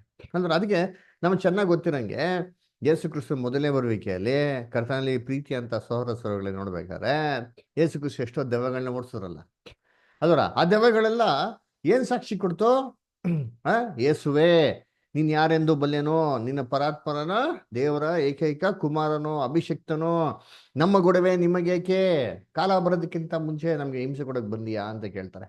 ಅಂದ್ರೆ ಈ ಒಂದು ದೇವದೂತರುಗಳೇ ಮಾಂಸದಲ್ಲಿ ಬರೋಕ್ಕೆ ಸಾಧ್ಯ ಆಗ್ತಾ ಇರ್ಲಿಲ್ಲ. ಆದ್ರೆ ಯಾರೋ ಒಂದು ಫ್ಲೆಶ್ ಅಲ್ಲಿ ತುಂಬಾ ವೀಕ್ ಆಗಿರ್ತಾರೋ ಅವ್ರನ್ನ ಪೊಸೆಸ್ ಮಾಡಿಕೊಂಡು ಅವ್ರ ಮುಖಾಂತರ ಎಲ್ಲಾ ದುಷ್ಟ ಕೆಲಸಗಳನ್ನ ಮಾಡ್ತಾರೆ. ಅದಕ್ಕೆ ಈ ದೆವ್ವಗಳು ಯೇಸು ಕ್ರಿಸ್ತ ನೋಡಿ ಎದುರ್ಕೊಂಡು ಹೋದವು, ಯೇಸು ಕ್ರಿಸ್ತ ಈ ದೆವ್ವಗಳನ್ನೇ ಓಡಿಸಿದ್ರಿ ಅಲ್ವರ. ಅದರಿಂದ ಕರ್ತನಲ್ಲಿ ಪ್ರೀತಿ ಅಂತ ಸೋರಸೋರಗಳೇ ಯೇಸು ಕ್ರಿಸ್ತ ಈ ದೆವ್ವಗಳಿಗೆ ಹೇಗೆ ಬೋಧನೆ ಮಾಡಿದ್ರು ಅಂತಂದ್ರೆ, ಪರಲೋಕಕ್ಕೆ ಹೋಗ್ತಾ ಇರ್ಬೇಕಾರೆ ಎಲ್ಲ ಬರಪ್ಪ ಕೂತ್ಕೊಟ್ರಪ್ಪ ಅಂಟು ವಾಯುಮಂಡಲ ಹೋಗಿ ಅವನೇ ಮಾಡಕ್ ಹೋಗಿಲ್ಲ, ಎಲ್ಲಾರು ದೇವತರುಗಳಿಗೆ ಬಿದ್ದೋಗಿರೋ ದೇವತರುಗಳಿಗೆ ಬೋಧನೆ ಮಾಡಿಲ್ಲ ರೀ. ಅದರ ಎಲ್ಲದಕ್ಕಿಂತ ದೊಡ್ಡ ಬೋಧನೆ, ದ ಗ್ರೇಟೆಸ್ಟ್ ಸರ್ಮನ್ ಯಾವ್ದಪ್ಪ ಅಂದ್ರೆ the sermon of the cross ರೀ. ಅದರ ಯೇಸು ಕ್ರಿಸ್ತು ಕರ್ತನಲ್ಲಿ ಪ್ರೀತಿ ಅಂತ ಸ್ವರಗಳೇ ತನ್ನ ದೇವರ ಏಕೈಕ ಕುಮಾರನಾಗಿರ್ಬೇಕಾದ್ರು ಕೂಡ ಏನ್ರಿ ದೇವರ ಒಂದು ಎಲ್ಲಾ ಸೃಷ್ಟಿಗೆ ಜ್ಯೇಷ್ಠ ಪುತ್ರನು ಯಾರಪ್ಪ ನೋಡಿದ್ರೆ ನಮ್ಮ ಕರ್ತನಂತ ರಕ್ಷಕನಂತ ಯೇಸು ಕ್ರಿಸ್ತು. ದೇವರು ಎಲ್ಲವನ್ನೂ ಯಾರ ಮುಖಾಂತರ ಯಾರಿಗಾಗಿ ಯಾರಿಗೋಸ್ಕರನೇ ಮಾಡಿದ್ರು ಅಂತಂದ್ರೆ ಕ್ರಿಸ್ತನ್ಗೋಸ್ಕರನೇ ಮಾಡ್ಯಾರ ನೋಡ್ತೀರಿ. ಅವರು ಭೂಲೋಕಕ್ಕೆ ಬಂದು ಪಾಪಿಗಳಾಗಿರಂತ ಮನುಷ್ಯರ ನಡುವೆನೆ ಬದುಕಿ ಏನ್ರಿ ಅದೇ ತರ ದೇಹದಲ್ಲೇ ಬದುಕಿ, ಅದೇ ತರ ಮಾಂಸದಲ್ಲೇ ಬದುಕಿ ಆ ಜೀವಿತನೇ ಮನುಷ್ಯಗಾಗಿ ಏನ್ ಮಾಡೋರು ಅರ್ಪಿಸ್ಬಿಡ್ರಿ. ಇದು ದೇವದೂತರಿಗೆಲ್ಲ ರೀ, ಎಲ್ಲಾ ಮನುಷ್ಯರಿಗೂ ದೊಡ್ಡ ಪಾಠ ರೀ. ಏನಪ್ಪ ಇಷ್ಟೊಂದು ದೊಡ್ಡ ತ್ಯಾಗನ, ಇಷ್ಟೊಂದು ದೊಡ್ಡ ಒಂದು ಬಲಿದಾನ ಮಾಡಕ್ಕೆ ಸಾಧ್ಯನಾ ಅಂತಂದ್ಬಿಟ್ಟು ಅಂದ್ರೆ, ಯಾಕಪ್ಪ ಅಂತಂದ್ರೆ ಇದೇ ತರ ದೇವದೂತರುಗಳಿಗೆ ಭೂಲೋಕಕ್ಕೆ ಬರೋಕ್ಕೆ ಅವಕಾಶ ಕೊಟ್ಟಾಗ ಅವ್ರೇನ್ ಮಾಡಿದ್ರು ಅಂತಂದ್ರೆ ಅವಕಾಶನ ದುರುಪಯೋಗ ಪಡಿಸ್ಕೊಂಡ್ರು. ತಾವು ಮಾಂಸದಲ್ಲಿ ಬರ್ಬೇಕಾದ್ರೆ ಭೂಲೋಕದ ಸ್ತ್ರೀಗಳು ನೋಡಿ ಮೋಹಿಸಿ ಅವ್ರ ಏನ್ ಮಾಡಿದ್ರು, ಕೆಟ್ಟದಾಗೆ ಸಂಬಂಧ ಇಟ್ಕೊಂಡು ಮಾಡಿದ್ರು. ಆದ್ರೆ ಕ್ರಿಸ್ತನು ಅವ್ರಿಗಾಗೆ ಜೀವನೇ ತ್ಯಾಗ ಮಾಡಿದ್ರು ಅಂತೀನಿ. ಎಷ್ಟು ಡಿಫ್ರೆನ್ಸಿಯೇಷನ್ ನೋಡಿದ್ರಿ, ಎಷ್ಟು ಕಂಟ್ರಾಸ್ಟ್ ನೋಡ್ರಿ ಅಂತೀನಿ. ಇದ್ ನೋಡ್ಬೇಕಾರೆ ದೇವದೂತರುಗಳಿಗೆ ಹೆಂಗ ಅನಿಸ್ತಂದ್ರೆ, ಏನಪ್ಪ ಕ್ರಿಸ್ತನು ಅದರ ಎಲ್ಲವನ್ನೂ ಸೃಷ್ಟಿ ಮಾಡಿ ಆತನೇ ಏನ್ರಿ ಇಷ್ಟೆಲ್ಲ ಅನುಭವಿಸ್ತಾ ಇದಾರಲ್ಲ ಅಂತ ನೋಡ್ಬೇಕಾರೆ ಒಂದು ದೊಡ್ಡ ಗ್ರೇಟ್ ಶಾಕ್ ಆಗಿತ್ರಿ. ಅದು ಮಾತ್ರ ಅಲ್ಲ, ಇವರು ವಿಧೇಯತೆ ನೋಡ್ಸಿದ್ರಿಂದ ದೇವರು ಯಾವ ರೀತಿ ಕ್ರಿಸ್ತನ ಮೂಲಿನಲ್ಲಿ ಸಮಾಧಿಯಿಂದ ಪುನರ್ತನ ಮಾಡಿ ತನ್ನ ಉನ್ನತವಾಗಿರೋಂಥ ಒಂದು ಸ್ಥಾನದಲ್ಲಿ ಅವರ ಬಲಪಕ್ಷದಲ್ಲಿ ಕೂತ್ಕೊಳ್ಳೋಕೆ ಒಂದು ಅವಕಾಶ ಕೊಟ್ಟಿದೆ ಅಂತ ಹೇಳ್ಬೇಕಾದ್ರೆ ಇದು ದೇವದೂತರಿಗೆ ಎಲ್ಲರಿಗೂ ಒಂದು ಪಾಠ ರೀ.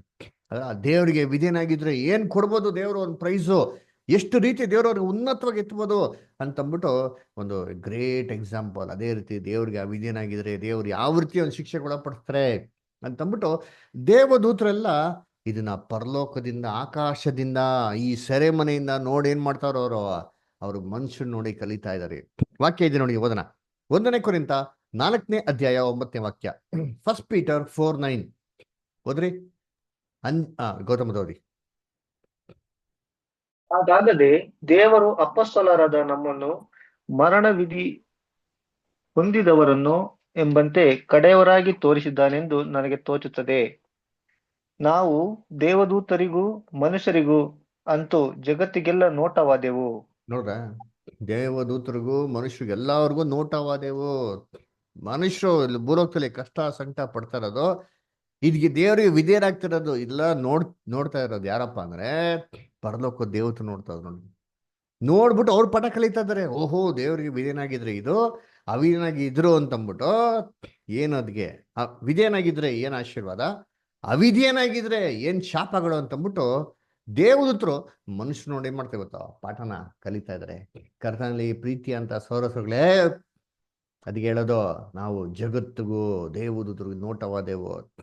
ನಮ್ಮನ್ನ ನೋಡೇ ದೇವತರು ಪಾಠ ಕಲಿತಾರಂದ್ರೆ ಯೇಸು ಕ್ರಿಸ್ತ ಮರಣದಿಂದ ಪಾಠ ಕಲ್ತಿರಲ್ವಾ? ಖಂಡಿತವಾಗೋ ಪಾಠ ಕಲ್ತಿರ್ತಾರೆ. ಅದರಿಂದ ಆ ಬಿದ್ದೋಗಿರೋ ದೇವತರು ಎಷ್ಟೋ ಜನಕ್ಕೆ ಇವತ್ತು ಮಾನಸಾಂತರದ ಒಂದು ಅವಕಾಶ ಏನಾಗಿದೆ ಇದೆ.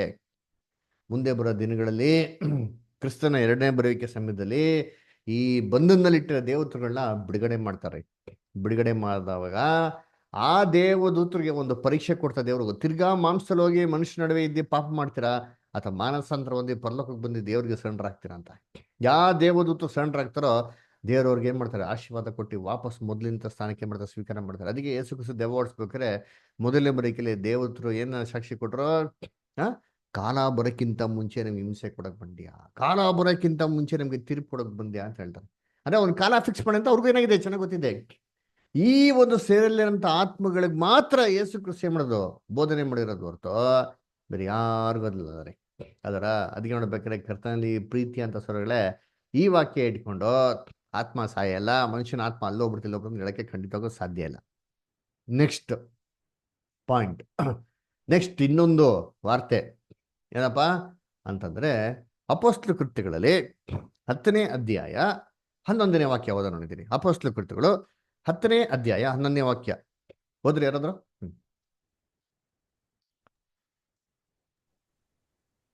ಅವನು ಹ್ಮ್. ಓದಿ ಬೈ, ಓದಿ. ಅವನು ಓದಿ.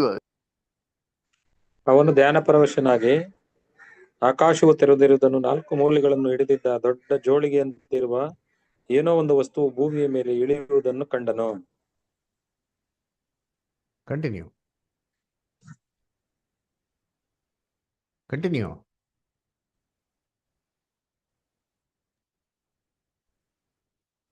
ಅದರೊಳಗೆ ಸಕಲ ವಿಧವಾದ ಪಶುಗಳು, ನೆಲದ ಮೇಲೆ ಹರಿದಾಡುವ ಕ್ರಿಮಿಕೀಟಗಳು, ಅಂತರಿಕ್ಷದಲ್ಲಿ ಹಾರಾಡುವ ಪಕ್ಷಿಗಳು ಇದ್ದವು.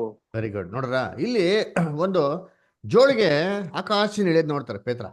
ಇದ್ರಲ್ಲಿ ಏನಪ್ಪ ಇತ್ತು ಅಂದ್ರೆ ಎಲ್ಲ ಭೂಲೋಕದಲ್ಲಿರುವಂತ ಹಾರಾಡುವಂತ ಪಕ್ಷಿಗಳು, ಕ್ರಿಮಿ ಕೀಟಗಳೆಲ್ಲ ಇದ್ವು ಅಂತ ಹೇಳ್ತಾರೆ. ಅದಕ್ಕೆ ಇದನ್ನ ಇಟ್ಕೊಂಡು ಏನ್ ಮಾಡೋದು ನೋಡಿ, ಆಕಾಶದಲ್ಲಿ ಏನಾವಿದೆ, ಪರಲೋಕದಲ್ಲಿ ಏನೈತೆ, ಆಕಾಶದಲ್ಲಿ ಏನೈತೆ, ಅದರ ಏನಿದೆ, ಜೀವರಾಶಿಗಳಿದೆ. ಇವೆಲ್ಲ ಹೆಂಗೆ ರಕ್ತ ಮಾಂಸ ಪರಲೋಕ ರಾಜ್ಯಕ್ಕೆ ಬಂದಿಲ್ಲ, ಹಂಗಾರೆ ಇವೆಲ್ಲ ಆತ್ಮಗಳೇ ಅಂತ ಏನ್ ಮಾಡ್ತಾರೆ ಹೇಳ್ತಾರೆ. ಸರಿ, ಹಂಗಾರೆ ಇಲ್ಲಿ ನಡೆದಿರೋದು ಏನಿದು ಹಾಗಾದ್ರೆ ಆಕಾಶದಲ್ಲಿ ಈ ತರ ಸತ್ತೋಗಿರೋಂಥ ಎಲ್ಲ ಪ್ರಾಣಿಗಳದ್ದು ಆತ್ಮಗಳೆಲ್ಲ ಇದೆಯಾ, ಈ ತರ ಸಾಧ್ಯ ಇದೆಯಾ, ಏನಪ್ಪ ಇದು ಅರ್ಥ ಅಂತಂದ್ರೆ, ಅದೇ ಅಧ್ಯಾಯದಲ್ಲಿ 17ನೇ ವಾಕ್ಯ ಓದಿ ಅದೇನು ಅಂತ ಅಲ್ಲಿ ಕೊಟ್ಟವ್ರೆ. ಪೇತ್ರನು ತನಗಾದ ದರ್ಶನವು ಏನಾಗಿರಬಹುದೆಂದು ತನ್ನಲ್ಲಿ ಕಳವಳ ಪಡುತ್ತಿರುವಾಗಲೇ ಕೊರ್ನೇಲ್ಯನು ಕಳುಹಿಸಿದ ಆ ಮನುಷ್ಯರು ಸೀಮೋನನ ಮನೆ ಯಾವುದು ಎಂದು ಕೇಳಿಕೊಂಡು ಬಂದು ಆ ಮನೆಯ ಬಾಗಿಲಲ್ಲಿ ನಿಂತು. ನೋಡ್ರ ಇಲ್ಲಿ ಏನಂತ ನೋಡ್ತೀರಿ, ಪೇತ್ರನು ಏನ್ ಮಾಡಿದ್ರೆ ತನಗಾಗಿರೋಂಥ ದರ್ಶನ ಏನೆಂಬುದನ್ನು ಚಿಂತೆ ಮಾಡ್ತಾ ಇದ್ರು. ಹಂಗಾರೆ ಇಲ್ಲಿ ಪೇತ್ರ ನೋಡ್ತಿದ್ರು ಒಂದು ದರ್ಶನ ರೀ, ರಿಯಲ್ ಅಲ್ಲ ರೀ. ಅದರ ಮಾಡಿ ಮೇಲೆ ಕೂತ್ಕೊಂಡು ದೇವತೆ ಪ್ರಾರ್ಥನೆ ಮಾಡ್ತಾ ಇರ್ಬೇಕಾರೆ ದೇವ್ರೇನ್ ಮಾಡ್ತಾರೆ, ಒಂದು ಜೋಳಿಗೆಯಲ್ಲಿ ಒಂದು ಪ್ರಾಣಿಗಳನ್ನ ನೋಡಿಸ್ತಾರೆ. ಏನಪ್ಪ ಪ್ರಾಣಿಗಳು ಅಂದ್ರೆ ಎಲ್ಲ ಅಶುದ್ಧ ಪ್ರಾಣಿಗಳ್ರಿ. ಅದರ ಅಶುದ್ಧ ಪ್ರಾಣಿಗಳನ್ನ ನೋಡ್ತಾರೆ, ಕ್ರಿಮಿ ಕೀಟಗಳು ಪ್ರಾಣಿಗಳನ್ನ ನೋಡ್ಸ್ಬಿಟ್ಟು ಪೇತ್ರನ ಹೇಳ್ತಾರೆ, ಎದ್ದು ನೀನನ್ನ ಕಡ್ದು ತಿನ್ನು ಅಂತ ಹೇಳ್ತಾರೆ. ಈ ತರ 3 ಸತಿ ಬರ್ತದ್ರಿ. ಅವಾಗ ಪೇತ್ರನ ಹೇಳ್ತಾರೆ, ಅಯ್ಯೋ ದೇವ್ರನ್ನ ಯಾವತ್ತೂ ತಿನ್ನಿಲ್ಲ ದೇವ್ರೆ, ಅಶುದ್ಧ ಇದು. ಅವ್ರಿಗೆ ದೇವ್ರ ಉತ್ತರ ಕೊಡ್ತಾರೆ, ನಾನ್ ಶುದ್ಧ ಮಾಡಿದ್ ನಿಂಗೆ ಅಶುದ್ಧ ಅಂತ ಹೇಳ್ತೀಯ ಅಂತ. ಈ ಒಂದು ದರ್ಶನ ಮುಖಾಂತರ ಪೇತ್ರನಿಗೆ ಏನಪ್ಪ ಹೇಳಿದ್ರು ಅಂತಂದ್ರೆ, ಕೊರ್ನೇಲ್ಯೋ ಅವ್ರ್ಯಾರೋ ಮೊದಲು ಅನ್ಯ ಜನಾಂಗದಾಗಿ ಕ್ರೈಸ್ತವನಾಗಿ ಮಾರ್ಪಾಡಾಗಿರೋಂಥ ವ್ಯಕ್ತಿ, ಅನ್ಯ ಜನಾಂಗದವ್ರಿಗೆ ನೀನು ಹೋಗಿ ಮಾಡೋ ಸುವಾರ್ತೆ ಸಾರು ಅಂದ್ಬಿಟ್ಟು ಈ ದರ್ಶನ ಮುಖಾಂತರ ಮಾಡೋರು ಹೇಳ್ಕೊಟ್ರು. ಹೇಗೆ ಇಸ್ರೇಲ್ ಜನಗಳೆಲ್ಲರೂ ದೇವ ದೃಷ್ಟಿಯಲ್ಲಿ ಪರಿಶುದ್ಧರಾಗಿದ್ರು, ನಿಷ್ಕಳಂಕರಾಗಿದ್ರು. ಅದ್ರ ಯಾಕೆಂದ್ರೆ ನೀತಿ ವಸ್ತ್ರ ದೇವ್ರು ಕೊಟ್ಟಿದ್ರು, ಯಜ್ಞಗಳ ಮುಖಾಂತರ ದೇವ ದೃಷ್ಟಿಯಾಗಿದ್ರು, ಅಲ್ಲಿ ನೀತಿವಂತರಾಗಿದ್ರು. ಅವರು ದೇವ ದೃಷ್ಟಿಯಲ್ಲಿ ಶುದ್ಧವಾಗಿರೋ ಪ್ರಾಣಿಗಳ ತರ ಇದ್ರು. ಆದ್ರೆ ಅನ್ಯ ಜನಾಂಗದವರು ದೇವರ ದೃಷ್ಟಿಯಲ್ಲಿ ಅಶುದ್ಧವಾಗಿರೋಂಥ ಪ್ರಾಣಿಗಳು. ಶುದ್ಧವಾದ ಪ್ರಾಣಿ ಯಾವುದು, ಅಶುದ್ಧವಾದ ಪ್ರಾಣಿಗಳು ಯಾವುದು ಅಂತ ಯಾಜಕ ಕಾಂಡ 11ನೇ ಅಧ್ಯಾಯದಲ್ಲಿ ಬರ್ತಾರೆ. ಫ್ರೀ ಇದ್ರೆ ಯಾರೋ ಓದಿ ದಯವಿಟ್ಟು, ಯಾವ ಪ್ರಾಣಿನ ತಿನ್ಬೇಕು, ಯಾವ ಪ್ರಾಣಿನ ತಿನ್ಬಾರ್ದು, ಯಾಕೆ ಅಂತೆಲ್ಲ ಡೀಟೇಲ್ಸ್ ಕೊಟ್ಟಿದ್ದಾರೆ ಅಲ್ಲಿ. ಇದನ್ನ ಬೈಬಲಲ್ಲಿ ಆತ್ಮಿಕ ಅರ್ಥ ತಗೊಂಡ್ರೆ ಅನ್ಯ ಜಗದವರು ಎಲ್ಲರೂ ದೇವರಲ್ಲಿ ಅಶುದ್ಧವಾಗಿದ್ರು. ಅಶುದ್ಧವಾಗಿರೋಂಥ ಅನ್ಯ ಜನದವ್ರಿಗೆ ಹೋಗ್ಬಿಟ್ಟು ಈ ಸುವಾರ್ತೆ ಸಾರು ಅಂದ್ಬಿಟ್ಟು ಈ ದರ್ಶನ ಮುಖಾಂತರ ಪೇತ್ರನಿಗೆ ಏನ್ ಮಾಡೋದು, ಕ್ಲೂ ಕೊಟ್ರು. ಅದಕ್ಕೆ ನಾವು ಹಾಕಿದ್ರೆ ಮುಂದಕ್ಕೆ ಓದ್ತಾ ಇರ್ಬೇಕಾರೆ, ಹಿಂಗೆ ಪ್ರಾರ್ಥನೆ ಮಾಡ್ತಾ ಇರ್ಬೇಕಾರೆ ಕೊರ್ನೇಲ್ಯನ ಮನೆಯಿಂದ ಒಬ್ರು ಬಾಗಿಲ ಹತ್ರ ಬಂದು ನಿಂತಿದ್ರು ಅಂತ ಹೇಳ್ತಾರೆ. ಕರೆಕ್ಟಾಗಿ ಏನ್ ಮಾಡ್ತಾರೆ, ಇಮ್ಮಿಡಿಯಾಗಿ ಅಲ್ಲಿ ಬಾಗಿಲು ತರ್ತಾರೆ. ಪೇತ್ರ ಅಷ್ಟೊತ್ತಿಗೆ ಬರ್ತಾರೆ. ಪೇತ್ರ ನಿಮ್ಮನ್ನ ಕರ್ಕೊಂಡು ಕೊರ್ನೇಲ್ಯನ ಮನೆಗೆ ಹೋಗ್ತಾರೆ. ಕೊರ್ನೇಲ್ಯನ ಮನೆಗೆ ಸುವಾರ್ತೆ ಸಾರ್ತಾರೆ. ದೇವರು ಪವಿತ್ರ ಆತ್ಮನ ಸುರಿಸ್ತಾರೆ. ಅಂದ್ರೆ ದೇವರು ಈ ದರ್ಶನ ಮುಖಾಂತರ ಅನ್ಯ ಜನಾಂಗದವ್ರನ್ನು ಕೂಡ ದೇವರು ಶುದ್ಧವಾಗಿ ಎಣಿಸಿದರೆ ಅಂತಂದ್ಬಿಟ್ಟು ಪೇತ್ರನಿಗೆ ತಿಳಿಸಿದ್ರು. ಅದರಿಂದ ಇದು ನಿಜವಾಗಿ ನಡೆದಿರೋಂಥದ್ದು ಅಲ್ಲ, ಇದು ಒಂದು ದರ್ಶನ. ಆಲ್ರೆಡಿ ನಾವು ಹೇಳಿದ್ರಿ, ಕಳೆದ ವಾರ ಓದ್ಬೇಕಾರೆ ದಾನಿಯೇಲ್ 2ನೇ ಅಧ್ಯಾಯದಲ್ಲಿ ಎಷ್ಟೋ ದರ್ಶನಗಳು ನೋಡಿದ್ರಿ, ಅದ್ರ ಬೇರೆ ಅಧ್ಯಾಯದಲ್ಲಿ ಎಷ್ಟೋ ದರ್ಶನ ನೋಡಿದ್ರಿ. ದರ್ಶನ ಅಂದ್ರೆ ನೇರವಾಗಿರೋಂಥ ವಿಚಾರಗಳು ಅಲ್ಲ. ಅದರ ಸರಿ, ಇದನ್ನ ತಗೊಂಡು ಆತ್ಮ ಸಾಯಲ್ಲ ಅಂತ ಹೇಳಕ್ಕೆ ಖಂಡಿತವಾಗ ಸಾಧ್ಯ ಇಲ್ಲ. ಸರಿ, ಇನ್ನೊಂದು ಇನ್ಸಿಡೆಂಟ್.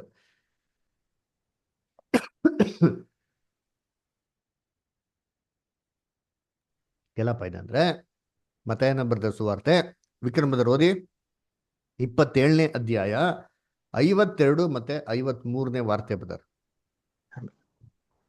ಭೂಮಿಯು ಅದರಿತು, ಬಂಡೆಗಳು ಸೀಳಿ ಹೋದವು, ಸಮಾಧಿಗಳು ತೆರೆದವು, ನಿದ್ದೆ ಹೋಗಿದ್ದ ಅನೇಕ ಭಕ್ತರ ದೇಹಗಳು ಎದ್ದವು, ಮತ್ತು ಆತನು ಎದ್ದ ಮೇಲೆ ಸಮಾಧಿಗಳೊಳಗಿಂದ ಹೊರಗೆ ಬಂದು ಪರಿಶುದ್ಧ ಪಟ್ಟಣದೊಳಕ್ಕೆ ಹೋಗಿ ಅನೇಕರಿಗೆ ಕಾಣಿಸಿಕೊಂಡರು. Very good.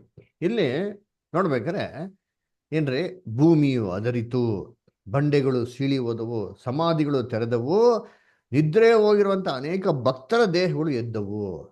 ನೋಡ್ರ, ಎದ್ದಿ ಪರಿಶುದ್ಧ ಪಟ್ಟಣದಲ್ಲಿರುವಂತ ಅನೇಕ ಜನಗಳಿಗೆ ಕಾಣಿಸಿಕೊಂಡರು.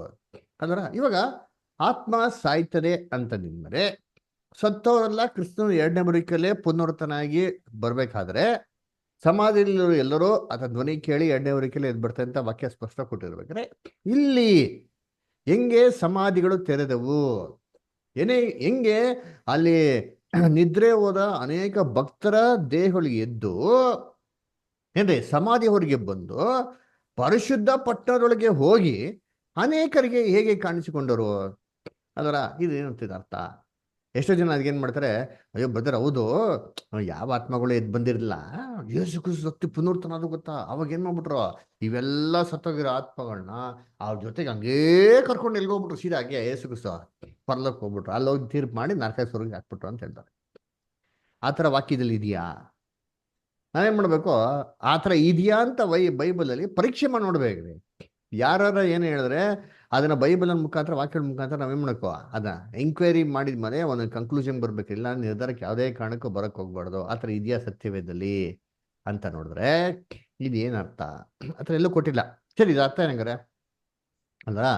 ಸರಿ, ಇಲ್ಲಿ ನೋಡ್ಬೇಕಾದ್ರೆ ನಾನು ನಿಮಗೆ ಮೊದಲೇ ತಿಳಿಸಂತ ರೀತಿಲಿ ಏನ್ರಿ, ಕರ್ತನ 2ನೇ ಬರೋಕೆ ತನಕ ಯಾರು ಸತ್ತೋರು ಎದ್ದು ಬರಕ್ಕೆ ಸಾಧ್ಯ ಇಲ್ಲ. ಮತ್ತೆ ಆಲ್ರೆಡಿ ಮುಂಚೆನೇ ಎದ್ದು ಬರಕ್ಕೆ ಸಾಧ್ಯ ಅವರಲ್ಲ ಅಲ್ವರ, ಇವ್ರು ಯಾರಪ್ಪ ಅಂತ ನೋಡಬೇಕು ಅಲ್ವರ.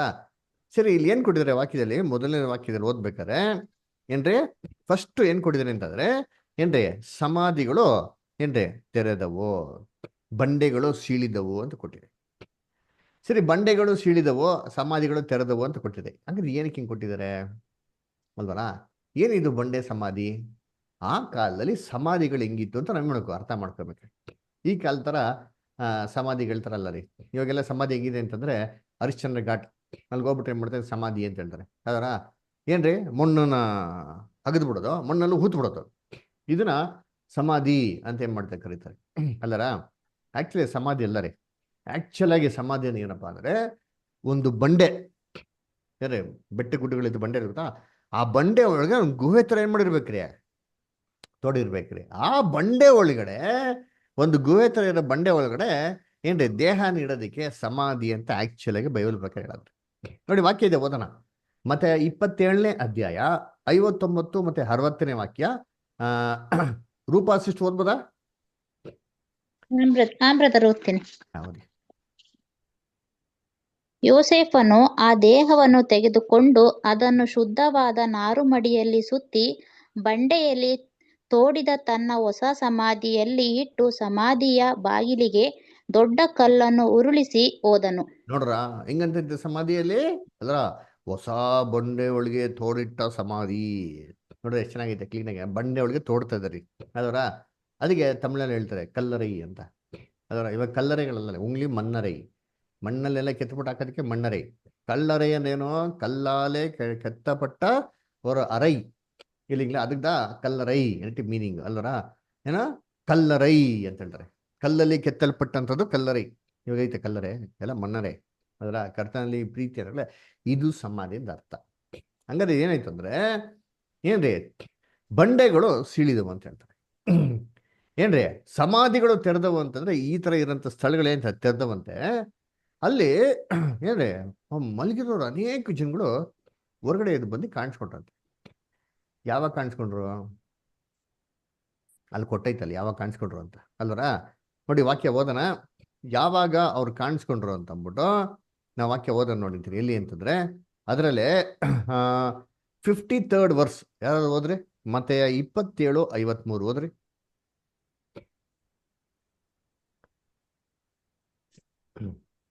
ಮತ್ತು ಓದಿ. ಕೊಲ್ಗೊತ್ತಾ ಅಂದರೆ ಕಪಲ್ ಸ್ಥಳ ಇಲ್ಲ ಎಂಬ ಸರ್, ಇಲ್ಲ ಸ್ಥಾನಕ್ಕೆ ಬಂದಾಗ. ಮತ್ತೆ 27ನೇ ಅಧ್ಯಾಯ 53ನೇ ವಾಕ್ಯ ಓದ್ರಿ.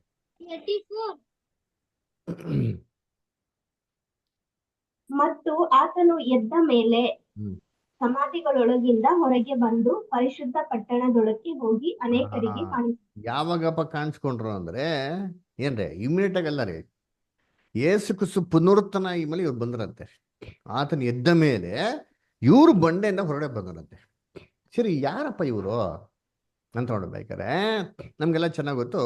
ಯೇಸು ಕ್ರಿಸ್ತು ಸತ್ತಿರಂತ ಸ್ಥಳ, ಅದಕ್ಕೆ ಹೆಸರು ಏನಪ್ಪಾ ಅಂತಂದ್ರೆ ಗೊಲ್ಗೊತ್ತಾ ಅಂತ ಸ್ಥಳಕ್ಕೆ ಹೆಸರಿ. ಗೊಲ್ಗೊತ್ತಾ ಅಂದ್ರೆ ಏನು? ಕಪಾಳ ಸ್ಥಳ ಅಂತ ಏನ್ರಿ ಕನ್ನಡದಲ್ಲಿ ಹೇಳ್ತಾರೆ ಅಲ್ವರಾ? ಇಂಗ್ಲಿಷ್ ಹೇಳ್ತಾರೆ it is a place of skull ಅಂತ ಹೇಳ್ತಾರೆ.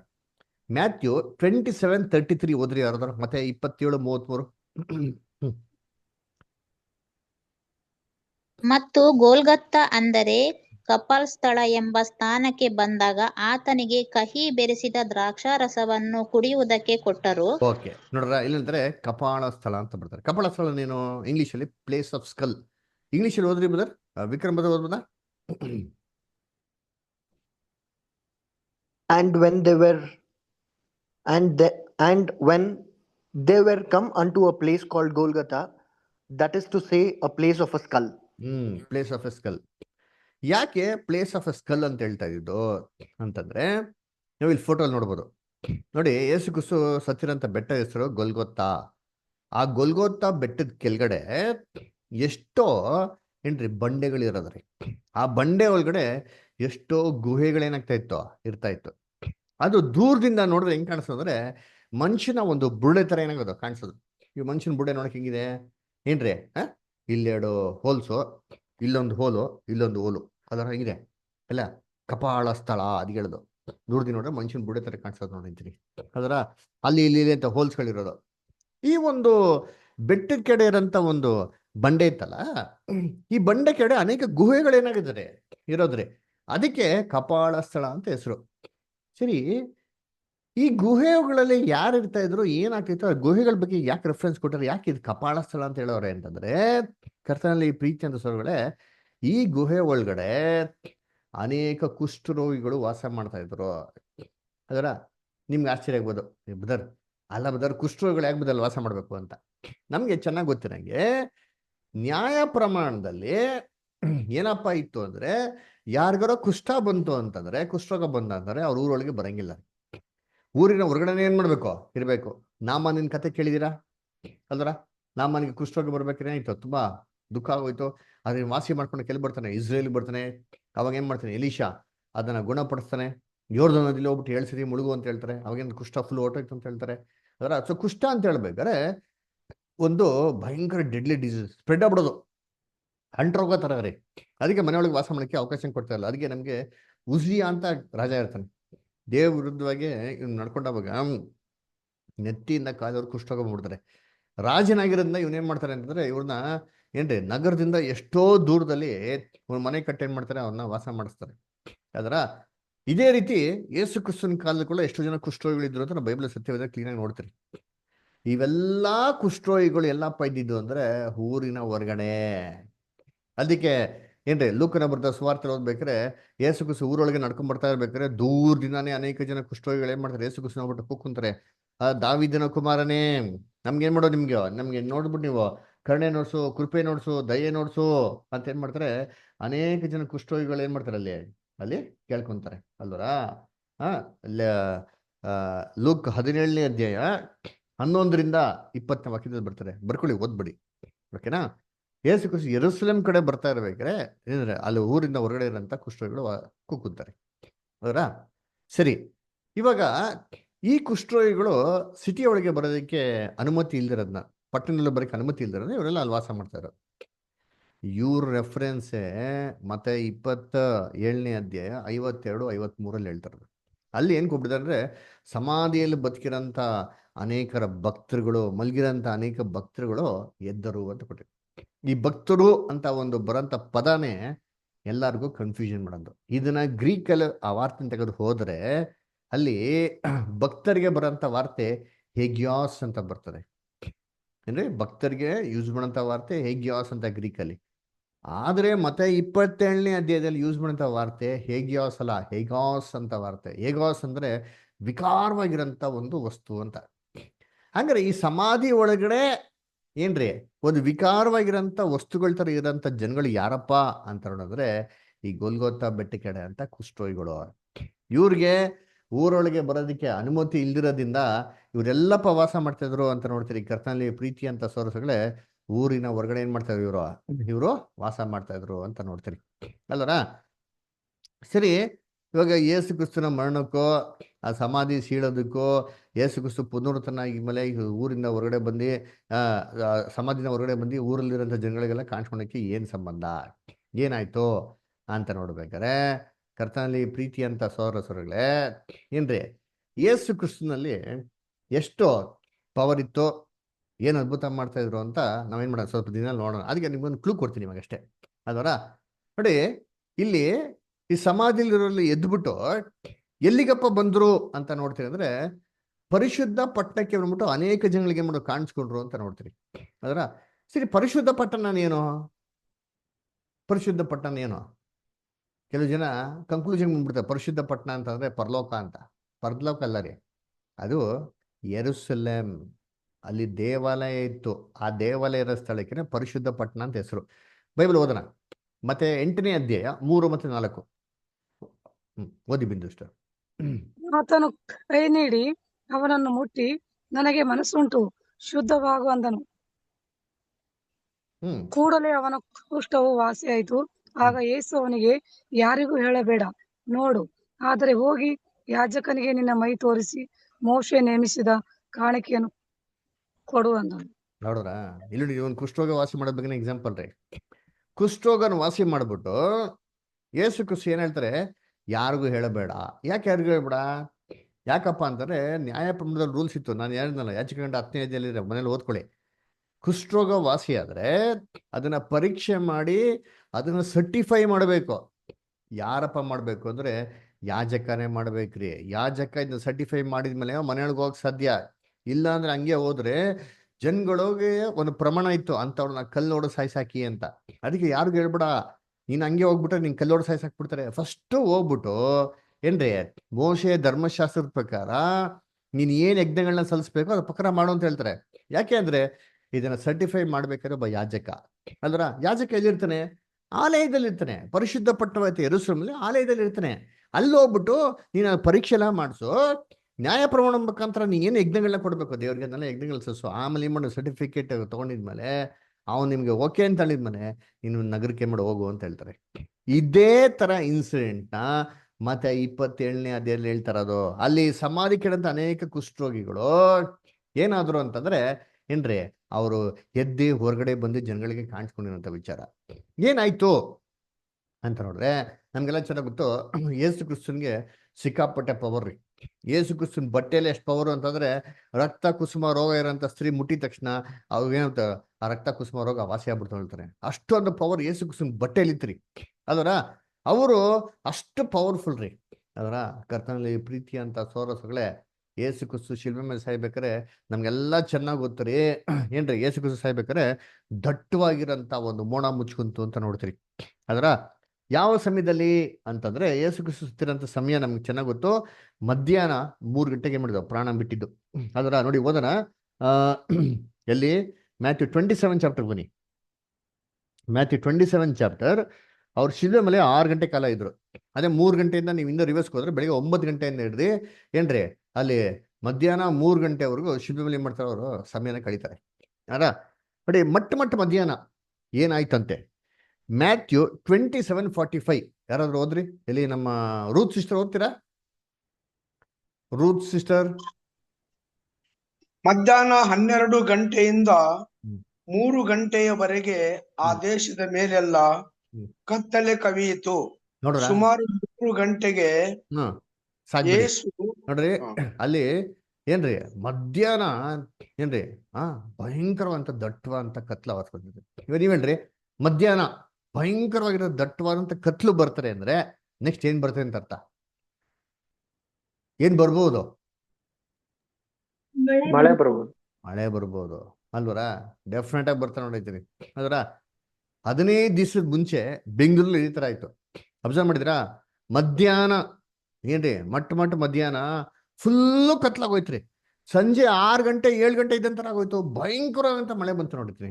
ಇದೇ ತರ ಸನ್ನಿವೇಶ ಯೇಸು ಕ್ರಿಸ್ತನ ಕಾಲದಲ್ಲಿ ಶಿಲ್ಬೆ ಸಾಯ್ಬೇಕಾರೆ ಆಯ್ತು ಅಂದ್ರೆ ಡೆಫಿನೆಟ್ ಆಗಿ ಯೇಸು ಕ್ರಿಸ್ತ ಸತ್ತ ಮೇಲೆ ಮಳೆ ಏನಾಗಿದೆ ಬಂದಿದೆ ಅಲ್ವರ? ಯೇಸು ಕ್ರಿಸ್ತನ್ಗೆ ಎಷ್ಟು ಹಿಂಸೆ ಕೊಟ್ಟರು, ಎಷ್ಟು ಹೊಡೆದ್ರು ಅಂತ ನಾವು ಪ್ಯಾಷನ್ ಆಫ್ ಕ್ರೈಸ್ಟ್ ನೋಡಿರ್ತೀರಿ. ಮೈ ಮೇಲೆ ಉಳುಮೆ ತರ ಉಳುಬಿಟ್ರು ಅಂತ ಹೇಳ್ತಾರೆ. ಬೈಬಲ್ ವಾಕ್ಯನ ಇದ್ರಿ. ಅದರ ನೆತ್ತಿಯಿಂದ ಹಿಡಿದು ಕಾಲ್ವರೆಗೂ ಅಷ್ಟೊಂದು ಭಯಂಕರ ಹೊಡೆದಾರೆ ಅಂತಂದ್ರೆ ಮನುಷ್ಯನ್ ತರಾನೇ ಯೇಸು ಕ್ರಿಸ್ತನ್ ಬಿಟ್ಟಿದ್ದಾರೆ. ಪಿಲಾತ್ ಹೇಳ್ತಾರೆ, ಈಗೋ ಈ ಮನುಷ್ಯನ್ರಯ್ಯ ಮನುಷ್ಯನ್ ತಾನೇ ಬಿಟ್ಟಿಲ್ವಲ್ರಿ, ಹಂಗ್ ಹೊಡೆದಾಕ್ಬಿಟ್ಟಿದ್ದೀರಾ, ಕ್ರೂರವಾಗಿರೋ ಮೃಗದ ತರ ನೋಡ್ಬಿಟ್ಟಿದಾರಲ್ಲಿ ಅವರ ಉಳದಂತೆ ನನ್ನ ಜಡ್ಜ್ ಹಾಕ್ಬಿಟ್ಟವ್ರೆ ಅಂತ ಯೇಸು ಕ್ರಿಸ್ತ ಕೀರ್ತನೆ ಹೇಳ್ತಾರೆ. ಎಷ್ಟೋ ವಾಕ್ಯಗಳಿದ್ದಾರೆ ಈ ಕರ್ತನಲ್ಲಿ ಪ್ರೀತನಗಳೇ. ಯೇಸು ಕ್ರಿಸ್ತ ಪಟ್ಟಂತ ಹಿಂಸೆಗಳು ಅದರ ಮೈಯೆಲ್ಲ ಉಣ್ಣುರಿ, ತಲೆ ಮೇಲೆ ಏನ್ ಮಾಡ್ತಾರೆ ಮುಳ್ಳಿನ ಕಿರೀಟ ಹಾಕಿರ್ತಾರೆ. ಯೋಚನೆ ಮಾಡಿ ಎಷ್ಟು ರಕ್ತ ಹರಿದೋಗಿರ್ತಾರೆ. ಅದರ ನನ್ನ ಬೋಕಿಯಂತೆ ಒಣಗೋಗಿದ್ದೀನಿ, ನನ್ನ ನಾಲ್ಗೆಗಳೇಂದ್ರೆ ದೌಡಿಗೆ ಅಂಟ್ಕೊಂಡಿದೆ, ನನ್ನ ಸಂತೈಸೋರು ಯಾರು ಇಲ್ಲ ಅಂತ ಹೇಳ್ಬೇಕಾದ್ರೆ ಯೇಸು ಕ್ರಿಸ್ತ ಅಷ್ಟೊಂದು ದುಃಖದಲ್ಲಿ ಮುಳುಗಿದ್ರು, ಅಷ್ಟೊಂದು ಪೆಟ್ಟು ನೋವುಗಳ ತಿಂದ್ರಿ.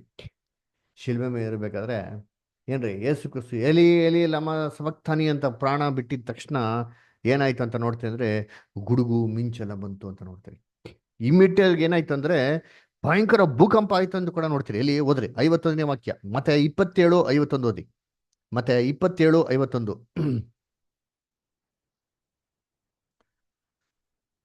ಆಗ ಇಗೋ, ದೇವಾಲಯದ ತೆರೆಯ ಮೇಲಿಂದ ಕೆಳಗಿನವರೆಗೂ ಹರಿದು 2 ಭಾಗವಾಯಿತು. ಭೂಮಿಯು ಅದರಿತು, ಬಂಡೆಗಳು ಸೀಳಿ ನೋಡ್ರ, ಹೋದವು. ಭೂಮಿಯು ಅದರಿತು, ಬಂಡೆಗಳು ಸೀಳಿದವು. ಅದರ ಆಲಯದಲ್ಲಿ ತೆರೆ ಮೇಲ್ಗಡೆ ಕೆಳಗಡೆ ಏನ್ಬಿಡ್ತಾರೆ ಅರ್ಧೋಗ್ಬಿಡ್ತೀರಿ. ದೇವ್ರ ಉಗ್ರ ಕೋಪ, ದೇವ್ರ ಹೆಂಗ್ ನೋಡ್ಸಿದ್ರೆ ಭೂಕಂಪ, ಆಲಯದಲ್ಲಿ ತೆರೆ ಹರಿಯೋದು, ಬಂಡೆಗಳು ಸೀಳೋದು. ಅದರ ಖಂಡಿತವಾಗೂ ಭಯಂಕರ ಮಳೆ ಬಂದಿರ್ತಾರೆ.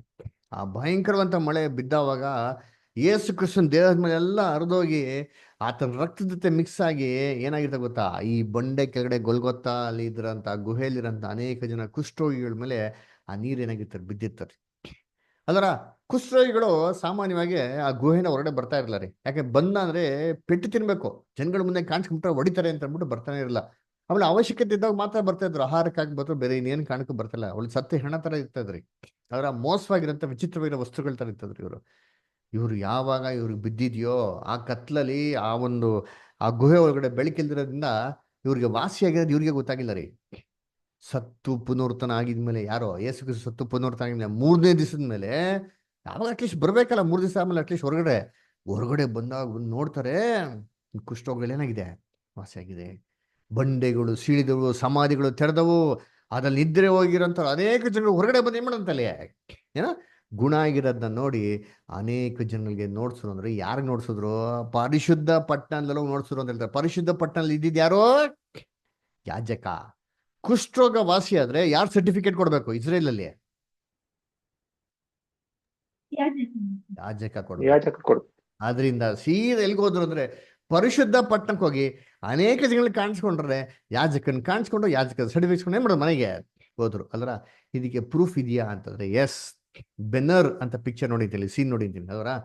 ಇದು ಜೋಸಫಸ್ ಅಂತ ಒಬ್ಬ ಹಿಸ್ಟಾರಿಯನ್ ಏನ್ರಿ ಯೇಸು ಕ್ರಿಸ್ತನ್ ಕಾಲದಲ್ಲಿ ಬದುಕಂತ ಹಿಸ್ಟಾರಿಯನ್ ಬರ್ದಿರೋಂಥ ಆಧಾರದ ಮೇಲೆ ಮಾಡೋಂಥ ಒಂದು ಸೀನ್ ರೀ.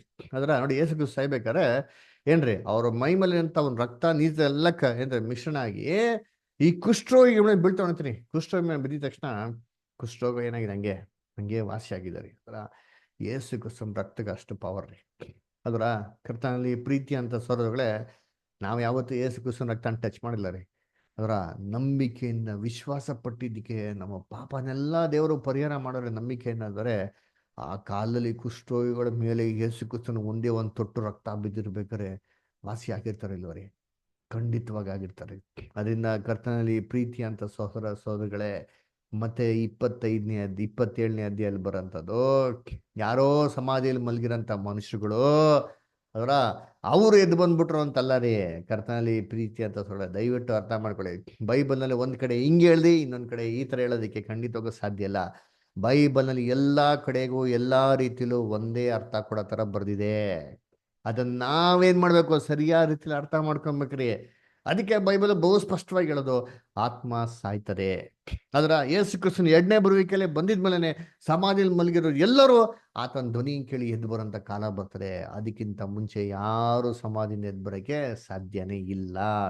ಅದಕ್ಕೆ 1ನೇ ತೆಸಲೋನಿಕ 4:16-17 ಏನ್ ಹೇಳ್ತಾರೆ, ಕರ್ತನು ತಾನೇ ಆಜ್ಞಾಘೋಷದೊಡನೆಯೂ ಪ್ರಧಾನ ದೂತನ ಶಬ್ದದೊಡನೆಯೂ ಏನ್ರಿ ಆಕಾಶದಿಂದ ಇಳಿದು ಬರುವನು. ಆಗ ಕ್ರಿಸ್ತನಲ್ಲಿರೋಂಥ ಸತ್ತವರು ಮೊದಲು ಏನ್ ಮಾಡ್ತಾರೆ, ಎದ್ದು ಬರ್ತಾರೆ. ಅಲ್ಲಿವರೆಗೂ ಸತ್ತೋಗಿರೋಂಥ ಯಾವುದೇ ವ್ಯಕ್ತಿ ಏನ್ರಿ ಎದ್ದು ಬರೋಕ್ಕೆ ಸಾಧ್ಯ ಇಲ್ಲ. ಅದರಿಂದ ಮತ್ತೆ 27ನೇ ಅಧ್ಯಾಯದಲ್ಲಿ ಕುಷ್ಠರೋಗಿಗಳ ಕುಷ್ಠ ವಾಸಿಯಾಗಿ ಆ ಗೊಲ್ಗೋತಾ ಬೆಟ್ಟದ ಕಡೆ ಇರೋಂಥ ಗುಹೆಗಳಿಂದ ಹೊರಗಡೆ ಬಂದು ಜನಗಳೇ ನೋಡ್ಸಂತ ಸನ್ನಿವೇಶ ಹೊರತು ಬೇರೆ ಯಾವುದು ಅಲ್ಲ ರೀ. ಅದರಿಂದ ಈ ವಾಕ್ಯ ಇಟ್ಕೊಂಡು ಆತ್ಮ ಸಾಯಲ್ಲ ಅಂತ ಹೇಳಕ್ಕೆ ಸಾಧ್ಯನೇ ಇಲ್ಲ. ಯೇಸು ಕ್ರಿಸ್ತನಲ್ಲಿ ಅಷ್ಟು ಪವರ್ ಇರ್ಬೇಕಾದ್ರೆ ಖಂಡಿತವಾಗಿ ಸನ್ನಿವೇಶ ಏನಾಗಿತ್ತು ನಡೆಯುತ್ತಾರೆ. ಸರಿ, ಕೊನೆಯದಾಗಿರಂತ ಇನ್ನೊಂದು ವಾರ್ತೆ ಓದ್ಬಿಡೋಣ. ಯಾರಪ್ಪ, ಆತ್ಮ ಸಾಯಲ್ಲ ಅಂತ ಅಭಿಪ್ರಾಯ ಕೊಡುವಂತ ವಾರ್ತೆಗಳು ಅಷ್ಟೇ, ಹೇಳ್ತಾ ಇಲ್ಲ, ಅಭಿಪ್ರಾಯ ಕೊಡುವಂತ ವಾರ್ತೆ. ಅದು ಪ್ರಕಟಣೆ 6ನೇ ಅಧ್ಯಾಯ 9 ಮತ್ತು 10ನೇ ವಾಕ್ಯ. ಪ್ರಕಟಣೆ 6ನೇ ಅಧ್ಯಾಯ 9 ಮತ್ತೆ 10ನೇ ವಾಕ್ಯ ಓದ್ತೀರಾ? ಬಿಂದು ಸಿಸ್ಟರ್, ಓದಿ ಗೌತಮ್ ಓದಿ. ಆತನು 5ನೇ ಮುದ್ರೆಯನ್ನು ಒಡೆದಾಗ ದೇವರ ವಾಕ್ಯದ ನಿಮಿತ್ತವಾಗಿಯೂ ತಾವು ಹೇಳಿದ ಸಾಕ್ಷಿಯ ನಿಮಿತ್ತವಾಗಿಯೂ ಹತವಾದವರ ಆತ್ಮಗಳು ಯಜ್ಞವೇದಿಯ ಕೆಳಗಿರುವುದನ್ನು ಕಂಡೆನು. ಅವರು, ಒಡೆಯನೇ, ಪರಿಶುದ್ಧನೂ ಸತ್ಯವಂತನೂ ಆಗಿರುವಾತನೇ, ಭೂನಿವಾಸಿಗಳು ನಮ್ಮನ್ನು ಕೊಂದದಕ್ಕಾಗಿ ನೀನು ಎಷ್ಟು ಕಾಲದವರೆಗೂ ನ್ಯಾಯ ವಿಚಾರಿಸಿದೆಯೂ ಪ್ರತಿದಂಡನೆ ಮಾಡದೆಯೂ ಇರುವಿ ಎಂದು ಮಹಾಶಬ್ದದಿಂದ ಕೂಗಿದರು. Thank you brother. ಸರಿ, ನೋಡ್ಬೇಕಾದ್ರೆ ಈ ಒಂದೇ ಒಂದು ಬೈಬಲ್ ಅಂತ ವಾರ್ತೆಗಳಲ್ಲಿ ಸತ್ತೋಗಿರೋ ಆತ್ಮಗಳು ದೇವತ್ರ ಕೂಗ್ತಾ ಇರೋದ್ರ ಬಗ್ಗೆ ಬರ್ದಿರೋದ್ರಿ, ಬೇರೆ ಎಲ್ಲೂ ಇಲ್ಲ ರೀ. ಅದರ ಏನ್ ನೋಡ್ತೀರಿ ಏನ್ರಿ, 5ನೇ ಮುದ್ರೆ ಹೊಡೆದಾಗ ಅದರ ದೇವರ ವಾಕ್ಯದ ನಿಮಿತ್ತವಾಗಿಯೂ ತಾವು ಹೇಳಿದ ಸಾಕ್ಷ್ಯ ನಿಮಿತ್ತವಾಗಿಯೂ ಆ ಥರದವರ ಆತ್ಮಗಳು ಏನ್ರಿ, ಸತ್ತೋಗಿರೋಂಥ ಆತ್ಮಗಳು ಯಜ್ಞವೇದಿ ಕೆಳಗಿರೋದನ್ನ ಕಂಡ್ರಂತೆ ಅವು ದೇವ್ರ ಹತ್ರ ಕೂಗ್ತಂತೆ. ಏನಂತ, ಒಡೆಯನೇ, ಪರಿಶುದ್ಧನೇ, ಸತ್ಯವಂತನೋ ಏನೋ ಆಗಿರುವ ಆತನೇ. ಅದರ ಭೂ ನಿವಾಸಿಗಳು ನಮ್ಮನ್ನು ಕೊಂದಿದ್ದಕ್ಕೆ ನೀನು ಎಷ್ಟು ಕಾಲದವರೆಗೂ ಏನ್ರಿ ನ್ಯಾಯ ವಿಚಾರಿಸದೆ ಇರುವಿ, ಪ್ರತಿದಂಡನೆ ಮಾಡದೇ ಇರುವಿ ಎಂದು ಮಹಾಶಬ್ದದಿಂದ ಕೂಗಿದರಂತೆ. ಅದರ ಎಷ್ಟು ದಿನ ಇರ್ತೀಯ? ಅದರ ಕರ್ತನಲ್ಲಿ ಪ್ರೀತಿಗಳೇ, ಅಂದ್ರೆ ಆತ್ಮ ಸಾಯ್ತಾನೆ ಅಂದ್ರೆ ಈ ಆತ್ಮಗಳು ಹಿಂಗೆ ಕೂಗೋದಿಕ್ಕೆ ಸಾಧ್ಯ ಅದರ. ಅದಕ್ಕೆ ಎಷ್ಟು ಜನ ಮಾಡ್ತಾರೆ, ಇಲ್ಲ ಬದಲು ಕೂಗ್ತಾರೆ ನೋಡಿ, ಮಾತಾಡ್ತಾರೆ, ನಿಮ್ಗೆ ಗೊತ್ತಿಲ್ಲ ಅಂತ ಅಂದ್ಬಿಡ್ತಾರೆ. ಅದರ ಒಂದು ವಾಕ್ಯ ಇಟ್ಕೊಂಡು ಇಡೀ ಇದನ್ನು ಪ್ರೂವ್ ಮಾಡಕ್ಕಾಯ್ತದ? ಸ್ವಲ್ಪ ಥಿಂಕ್ ಮಾಡಿ. ಈ ಆತ್ಮಗಳು ಎಲ್ಲಿತ್ತೋ? ನರಕದಲ್ಲಿ ಪರದಲ್ಲಿ ಕೊಟ್ಟಿದ್ಯಾ? ಇಲ್ಲ ರೀ. ಎಲ್ಲಿತ್ತು ಅಂದ್ಕೊಟ್ಟಿದ್ದಾರೆ ಅಂದ್ರೆ ಬಲಿಪೀಠದ ಕೆಳಗಡೆ ಇತ್ತು ಅಂತ ಕೊಟ್ಟಾರೆ. ಸರಿಪಾ, ಬಲಿಪೀಠ ಎಲ್ಲಿತ್ತೋ? ದೇವಸ್ಥಾನ ಗುಡದಲ್ಲಿತ್ತೋ, ಅಂಗಳದಲ್ಲಿತ್ತೋ, 7 ಅಡಿಗೆ 7 ಅಡಿಗೆ ಇರತ್ತೆ ಬಲಿಪೀಠ. ಈ ಬಲಿಪೀಠದ ಇಷ್ಟು ಸೈಜ್ ಕೆಳಗಡೆ ಎಷ್ಟು ಆತ್ಮ ಇರಕ್ ಸಾಧ್ಯ? ಭೂಲೋಕದಲ್ಲಿ ಎಲ್ಲಾ ಸತ್ತವರ ಆತ್ಮಗಳು ಇರಕ್ ಸಾಧ್ಯನಾ? ಒಂದು ಪಾಯಿಂಟ್ ಥಿಂಕ್ ಮಾಡಿ. ಬಲಿಪೀಠ ಕಡೆ ಕುಕ್ಕುಂತಂತೆ. ಯಾವ ಕುಕ್ಕುಂತೋ? 5ನೇ ಮುದ್ರೆ ಹೊಡೆದವಾಗ. ಹಂಗಾರೆ ಇದಕ್ಕಿಂತ ಮುಂಚೆ 4 ಮುದ್ರೆ ಇದೆ ಅಂತ ಅರ್ಥ. ಅದರ ಅದ್ 4 ಮುದ್ರೆ ಹೊಡೆದವಾಗ ಏನಾಯ್ತು ನೋಡಿ, ಓದೋಣ ವಾಕ್ಯ. ಪ್ರಕಟಣೆ 6ನೇ ಅಧ್ಯಾಯದಲ್ಲಿ ಯಾರಾದ್ರು 3ನೇ ವಾಕ್ಯ ಓದಿ.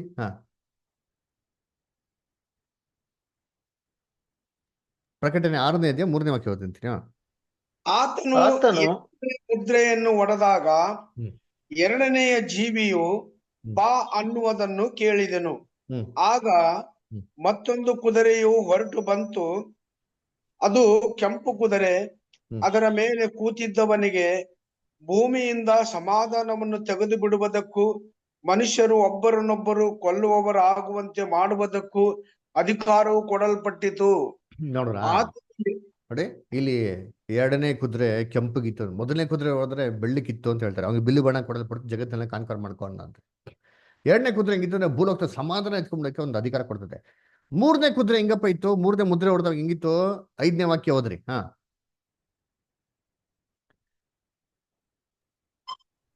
ಆತನು ಮೂರನೆಯ ಮುದ್ರೆಯನ್ನು ಒಡೆದಾಗ ಮೂರನೆಯ ಜೀವಿಯು ಬಾ ಅನ್ನುವುದನ್ನು ಕೇಳಿದೆನು. ಆಗ ಇಗೋ, ಕಪ್ಪು ಕುದುರೆಯು ಕಾಣಿಸಿತು. ಅದರ ಮೇಲೆ ಕೂತಿದ್ದವನ ಕೈಯಲ್ಲಿ ತ್ರಾಸು ಇತ್ತು. ಆಮೇಲೆ 4 ಜೀವಿಗಳ ಮಧ್ಯದಿಂದ ಒಬ್ಬನ ಧ್ವನಿಯು ಹೊರಟ ಹಾಗೆ ಕೇಳಿದೆನು. ಅದು, ರೂಪಾಯಿಗೆ 1 ಸೇರು ಗೋಧಿ, ರೂಪಾಯಿಗೆ 3 ಸೇರು ಜವೆ ಗೋಧಿ, ಎಣ್ಣೆಯನ್ನು ದ್ರಾಕ್ಷಾರಸವನ್ನು ಕೆಡಿಸಬೇಡ ಎಂದು ಹೇಳಿತು. ನೋಡ್ರಾ, ಇಷ್ಟು ಕಾಸಿಗೆ ಇಷ್ಟು ಗೋಧಿ, ಇಷ್ಟು ಕಾಸಿಗೆ ಇಷ್ಟು ಜವೆ ಗೋಧಿ, ಎಣ್ಣೆ ಮತ್ತು ದ್ರಾಕ್ಷಾರಸ ಮಾತ್ರ ಕೆಡಿಸ್ಬೇಡ ಅಂತ ಹೇಳ್ತೀವಿ. ಏನ್ ಅರ್ಥ? ಇವೆಲ್ಲ ನೇರವಾಗಿರೋದ.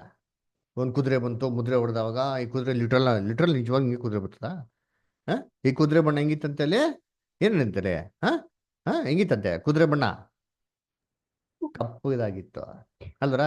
4ನೇ ಕುದುರೆ ಬಗ್ಗೆ ಓದ ನೋಡಿ, 7ನೇ ವಾಕ್ಯ ಓದಿ ನಿಂತೀನಿ. 7th verse. ಆತನು 4ನೆಯ ಮುದ್ರೆಯನ್ನು ಒಡೆದಾಗ 4ನೆಯ ಜೀವಿಯು ಬಾ ಅನ್ನುವ ಶಬ್ದವನ್ನು ಕೇಳಿದೆನು. ಆಗ ಇಗೋ, ಬೂದಿ ಬಣ್ಣದ ಕುದುರೆಯು ಕಾಣಿಸಿತು.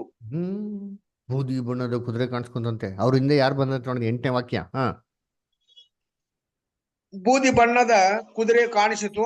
ಅದರ ಮೇಲೆ ಕೂತಿದ್ದವನ ಹೆಸರು ಮೃತ್ಯವು, ಅವನ ಹಿಂದೆ ಪಾತಾಳವೆಂಬುವನು ಬಂದನು. ನೋಡ್ರ, ಏನಪ್ಪ ಅವನ ಹೆಸರೇ ಮೃತ್ಯು ಅಂತೆ, ಅವನ ಹಿಂದೆ ಪಾತಾಳ ಬಂದಂತೆ. ಏನ್ ಪಾತಾಳ ಬಂದ್ಬಿಟ್ಟು ಫ್ರೆಂಡಾ? ವಾಕಿಂಗ್ ಮಾಡ್ಕೊಂಡ್ ಬರ್ಕಪ್ಪ, ಬಕೆಟ್ ಇಟ್ಕೊಂಡ್ ಬಂದ್ಬಿಡಪ್ಪ ರಜಾ, ನಾನು ಕುದುರೆ ಹೋಗ್ತಾ ಹಿಂದೆ ಬಂದ್ಬಿಡಮ್ಮ ಅಂದ್ರೆ ಪಾತಾಳ ನಡ್ಕೊಂಡ್ ಬಂದ್ಬಿಡ್ತಂತೆ. ಏನ್ ಜೋಕ? ಪಾತಾಳ ಎಷ್ಟು ದೊಡ್ಡ ಸ್ಥಳ, ಅದು ಅವ್ರ ಹಿಂದೆ ಬಂದ್ಬಿಡ್ತಂತೆ. ಇವೆಲ್ಲ ನೇರವಾಗಿರೋ ಭಾಷೆನಾ? ಎಂತ ಒಬ್ಬ ಮನುಷ್ಯನ್ಗೂ ಈ ವಾರ್ತೆ ಎಲ್ಲ ಓದ್ತಾ ಇರ್ಬೇಕಾರೆ ಕಾಮನ್ ಸೆನ್ಸ್ ಏನ್ ಹೇಳ್ತಾರೆ ಅಂದ್ರೆ, ಸಹಜ ಜ್ಞಾನನೇ ಹೇಳ್ತಾರೆ, ಸ್ಪಿರಿಚುವಲ್ ಸೆನ್ಸ್ ಬಿಟ್ಬಿಡಿ. ಏನ್ ಹೇಳ್ತಾರೆ? ಇದು ನೇರವಾಗಿರೋ ಭಾಷೆ ಅಲ್ಲ.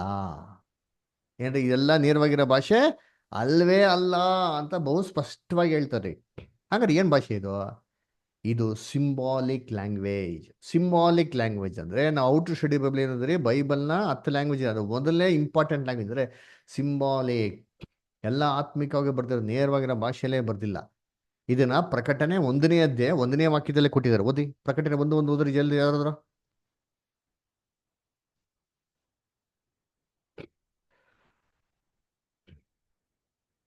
ಓದ್ರಿ, ವಿಶಾಲಾಕ್ಷಿಷ್ಟ ಗೌತಮ್ ಬದರ್ ಓದ್ರಿ. ಯೇಸು ಕ್ರಿಸ್ತನು ಹ್ಮ್ ಆತನು ಬೇಗನೆ ಸಂಭವಿಸಬೇಕಾಗಿರುವ ಸಂಗತಿಗಳನ್ನು ತನ್ನ ದಾಸರಿಗೆ ತೋರಿಸುವುದಕ್ಕಾಗಿ ದೇವರಿಂದ ಈ ಪ್ರಕಟಣೆಯನ್ನು ಹೊಂದಿದನು. ನೋಡ್ರ, ಆಮೇಲೆ ಇದಲ್ಲದೆ ಆತನು ತನ್ನ ದೂತನನ್ನು ಕಳುಹಿಸಿ ಅವನ ಮೂಲಕ ಆ ಸಂಗತಿಗಳನ್ನು ತನ್ನ ದಾಸನಾದ ಯೋಹಾನನಿಗೆ ಸೂಚಿಸಿದ್ರ. ಹೇಳಿದ್ರು, ತಿಳಿಸಿದ್ರು, ನೋಡ್ಸಂದ್ಕೊಳ್ಳಿಲ್ಲ, ಸೂಚಿಸಿದ್ರು ಅಂತ ಹೇಳ್ತಾರೆ. ಇಂಗ್ಲಿಷಲ್ಲಿ ಸಿಗ್ನಿಫೈಡ್ ಅಂತ ಹೇಳ್ತಾರೆ. ಸಿಗ್ನಿಫೈಡ್ ಅಂತಂದ್ರೆ ಸೈನ್ ಲ್ಯಾಂಗ್ವೇಜ್ ಮುಖಾಂತರ ಮಾತಾಡೋದು. ಅದಕ್ಕೆ ನಾವ್ ಏನ್ ನೋಡ್ತೀರಿ, ಕುದುರೆಗಳಿತ್ತಂತೀರಿ. ಒಂದೇ ಕುದುರೆ, 4 ತರ ಕುದುರೆ ಬಂತಂತಲ್ಲ ರೀ. ಆದ್ರೆ ಕುದುರೆಗಳ ಬಣ್ಣ ಏನಾಗ್ತಾ ಇದೆ, ಹೋಗ್ತಾ ಹೋಗ್ತಾ ಚೇಂಜ್ ಆಗ್ತಾ ಇದೆ. ಒಂದೊಂದು ಮುದ್ರೆ ಹೊಡಿಬೇಕಾರೆ ಕುದುರೆಗಳ ಬಣ್ಣ ಏನಾಯ್ತು, ಚೇಂಜ್ ಆಗಿದೆ. ಇದ್ಯಾವ ಮುದ್ರೆ, ಇದ್ಯಾವ ಮುದ್ರೆ ಅಂತಂದ್ರೆ ನೋಡಿದ್ರೆ, ಅವ್ರ ಪ್ರಕಟಣೆ 5ನೇ ಅಧ್ಯಾಯದಲ್ಲಿ ಒಂದು ಮುದ್ರೆ ಬಗ್ಗೆ ಹೇಳ್ತಾರೆ. ಪರಲೋಕದಲ್ಲಿ ಸಿಂಹಾಸನ ಅವರು ಕೂತ್ಕೊಂಡಿದ್ರು, ಕೈನ ಸುರುಳಿತ್ತು, ಸುರುಳಿ ಮುಟ್ಟಿ 7 ಮುದ್ರೆ ಮುರಿದಲ್ಪಟ್ಟಿತ್ತು ಅಂತ. ಆ ಮುದ್ರೆ ಬಗ್ಗೆ ಹೇಳ್ತಾರೆ ಇಲ್ಲಿ. ಹಂಗಾರೆ ಪರಲೋಕದಲ್ಲಿ ಕೂತಿರೋದು ಲಿಟ್ರಲ್ಲ, ಅವ್ ಕೈನ ಬುಕ್ ಇಟ್ಕೊಂಡಿರೋದು ಲಿಟ್ರಲ್ಲ, 7 ಮುದ್ರೆಗಳು ಲಿಟ್ರಲ್ಲ, ಎಲ್ಲ ಸಿಂಬಾಲಿಕ್ ಲ್ಯಾಂಗ್ವೇಜ್ ಅಲ್ರ. ಅದರಿಂದ ಈ ಸಿಂಬಾಲಿಕ್ ಲ್ಯಾಂಗ್ವೇಜು ಸಿಂಬಾಲಿಕ್ ರೀತಿನೇ ಓದ್ಬೇಕು ಹೊರತು ನೇರವಾಗಿ ಸತ್ತೋಗಿರೋ ಆತ್ಮಗಳು ಬಲಿಪೀಠ ಕಡೆ ಇದೆ ಕೂಗ್ಬಿಡ್ತು ಅಂದ್ರೆ ನೇರವಾಗಿರೋಂಥ ಹಂಗೆ ಭಾಷೆ ಇಲ್ಲ ರೀ. ಅದರ ಇದು ನಾವು ಮುದ್ರೆ ಪಾಠದಲ್ಲಿ ದೇವ್ ಚಿತ್ತ ಇದ್ರೆ ಅದು ಬರ್ಬೇಕಂದ್ರೆ ನಾವು ಏನ್ ಮಾಡೋಣ ಅದನ್ನ ಗಮನಿಸಿ ನೋಡೋಣ. ಅದರಿಂದ ಈ ವಾಕ್ಯ ಆತ್ಮ ಸಾಯ್ತಾ ಇಲ್ಲ, ಸತ್ತೋಗಿರೋಂಥ ಆತ್ಮಗಳೇನಿದೆ ಅದು ಕೂಗ್ತವೆ ಅಂತಂದ್ಬಿಟ್ಟು ಅರ್ಥ ನಾನು ತೊಗೊಳಕ್ಕೆ ಖಂಡಿತವಾಗೂ ಸಾಧ್ಯ ಇಲ್ಲ. ಅದರಿಂದ ಕರ್ತನಲ್ಲಿ ಪ್ರೀತಿ ಅನ್ನೋಳೆ ಇದುವರೆಗೂ ಬೈಬಲ್ ಅಂತ ಎಲ್ಲ ವಿಚಾರಗಳನ್ನ ಜಾಳಷ್ಟು ನೋಡ್ಬಿಡ್ತೀರಿ. ಯಾವುದೇ ಒಂದು ಪದದಲ್ಲಿ, ಯಾವುದೇ ಒಂದು ವಾಕ್ಯದಲ್ಲಿ ಆತ್ಮ ಸಾಯಿಲ್ಲ ಅಂತ ಅಭಿಪ್ರಾಯ ಬರೋಂಥದ್ದು ಯಾವುದೂ ಇಲ್ಲ ಅಲ್ವರ. ಅದರಿಂದ ಎಲ್ಲ ಥರ ವಾಕ್ಯಗಳು, ಯಾವ ವಾಕ್ಯಗಳು ತಪ್ಪಾದ ಅಭಿಪ್ರಾಯ ಕೊಡ್ಬೋದು, ಅನಿಸಿಕೆ ಕೊಡ್ಬೋದು, ಎಲ್ಲ ನಾವು ವಾಕ್ಯಗಳು ತೆಗೆದ್ಬಿಟ್ಟು ಅರ್ಥಗಳೇನು ಅಂತ ಸ್ಪಷ್ಟವಾಗಿ ನೋಡಿರಿ. ಇನ್ನು ಕೊನೆಯದಾಗಿರೋದು ಒಂದೇ ಒಂದು, ಯಾರು ಗೊತ್ತಾ? ಐಶ್ವರ್ಯವಂತನೋ ದರಿದ್ರನಾಗಿರೋಂಥ ಲಾಜರನು. ಅದು ಒಂದೇ ಒಂದು ಇನ್ಸಿಡೆಂಟ್ ಇದೆ, ಅದನ್ನ ನೆಕ್ಸ್ಟ್ ವೀಕು ನೋಡೋಣ. ಯಾಕಂದ್ರೆ ಆ ಇನ್ಸಿಡೆಂಟ್ ತೊಗೊಬೇಕು ಅಂದ್ರೆ ನಮ್ಗೆ ಅಟ್ಲೀಸ್ಟ್ ಕನಿಷ್ಠ 1 hour ಬೇಕು. ಅದರಿಂದ ಇವಾಗ ಸಮಯ ಸಾಲದಿರೋದ್ರಿಂದ ಮುಂದಿನ ವಾರ ಅದೇನೇ ಪ್ರತ್ಯೇಕವಾಗಿ ನಾವು ನೋಡೋಣ. ಅದರ ಐಶ್ವರ್ಯವಂತನು ಯಾರೋ, ಈ ದರಿದ್ರನಾಗಿರೋ ಲಾಜರಸ್ ಯಾರೋ, ಅದರ ಈ ಐಶ್ವರ್ಯವಂತ ಹೆಂಗೆ ನರಕದಲ್ಲಿ ವೇದನೆ ಪಡ್ತಾ ಇದ್ದ, ಈ ಒಂದು ಲಾಜರಸ್ ಹೆಂಗೆ ಒಂದು ಸಂತೋಷವಾಗಿದ್ದ, ಇವೆಲ್ಲ ಅರ್ಥಗಳು ಏನು ಅಂತ ಬಿಟ್ಟು ಮುಂದಿನ ವಾರದಲ್ಲಿ ನೋಡೋಣ ಅಲ್ವರ. ಅದರಿಂದ ಕರ್ತನಲ್ಲಿ ಪ್ರೀತಿ ಅಂತ ಸೊಗಳೆ ದೇವರ ಈ ವಾಕ್ಯಗಳನ್ನ ಆಶೀರ್ವದಿಸಲಿ. ದಯವಿಟ್ಟು ನಮ್ಮ ಯೂಟ್ಯೂಬ್ ಚಾನಲ್ಗೆ ಸಬ್ಸ್ಕ್ರೈಬ್ ಮಾಡಿ. ನಿಮ್ಗೆ ಎಷ್ಟು ಜನ ಕ್ರೈಸ್ತವರು ಸೋದರಿಗಳಿದಾರಲ್ಲ, ಸ್ನೇಹಿತರಲ್ಲ, ಎಲ್ಲರ ಹಂಚ್ಕೊಳ್ಳಿ. ಯಾವುದೋ ಮೀಟಿಂಗ್ಗಳ ಬಗ್ಗೆ, ಯಾವುದೋ ಒಂದು ಏನಂದರೆ ವಿಚಾರಗಳ ಬಗ್ಗೆ, ಅದ್ಭುತಗಳ ಬಗ್ಗೆ, ಪ್ರಾರ್ಥನೆಗಳ ಬಗ್ಗೆ ಹಂಚ್ಕೊಂತೀರಂತೆ. ಈ ಸತ್ಯವೇದಂಥ ಮುಖ್ಯವಾಗಿರೋಂಥ ಅಂಶವಾಗಿರೋಂಥ ಇಂಥ ಫ್ರೀ ಬೈಬಲ್ ಸ್ಟಡಿ ಬಗ್ಗೆ ದಯವಿಟ್ಟು ಹಂಚ್ಕೊಳ್ಳಿ.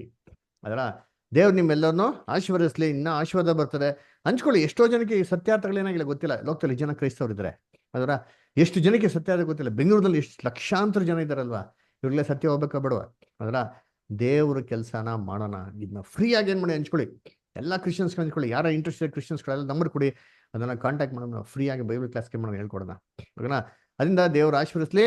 ಕೊನೆಯದಾಗಿ ಯಾರಿಗೆ ಏನೇ ಡೌಟ್ ಇದ್ರು ಧಾರಾಳ ಸಂಕೋಚ ಪಡಿದ್ರೆ ಕೇಳಿ. ಏನೇ ಡೌಟ್ಸ್ ಇದೆಯಾ ಯಾರಿಗಾರ ಕೇಳಿ. ಗೌತಮ್ ಬದರ್, ನಿಮ್ಗೇನ ಪ್ರಶ್ನೆ ಇದೆಯಾ? ಇಲ್ಲ ಬ್ರದರ್, ಇಲ್ಲ ಬ್ರದರ್. Okay Ramudu brother. ಇಲ್ಲ ಪಾಸ್ಟರ್, లేదు పాస్టర్, డౌట్ లేదు. డౌట్ లేదా? Okay brother. Anji sister, Anji sister. Okay. Arogya Swami brother. ಇಲ್ಲ ಬ್ರದರ್. ఓకే. బిందు సిస్టర్. ಇಲ್ಲ ಬ್ರದರ್, ಏನು ಡೌಟ್ ಇಲ್ಲ ಬ್ರದರ್. ఓకే. రూపా సిస్టర్. ಇಲ್ಲ ಬ್ರದರ್. ఓకే. విక్రమ్ బ్రదర్. ಇಲ್ಲ ಬ್ರದರ್. ఓకే. విశాల సిస్టర్. ಇಲ್ಲ ಸರ್, ಏನು question? Okay. Yesu Samson brother. Brother, praise Lord. Brother, ಏನೋ ಡೌಟ್ ಇದೆಯಾ? ಏನೋ ಪ್ರಶ್ನೆ ಇದೆಯಾ ಬ್ರದರ್? యేసు శాంసన్ బ్రదర్, ಏನೋ ಪ್ರಶ್ನೆ ಇದೆಯಾ? ಸರಿ. ಸೈಮನ್ ಸೊಸಾಲಿಕರ್ ಬ್ರದರ್, ಏನೋ ಪ್ರಶ್ನೆ ಇದೆಯಾ?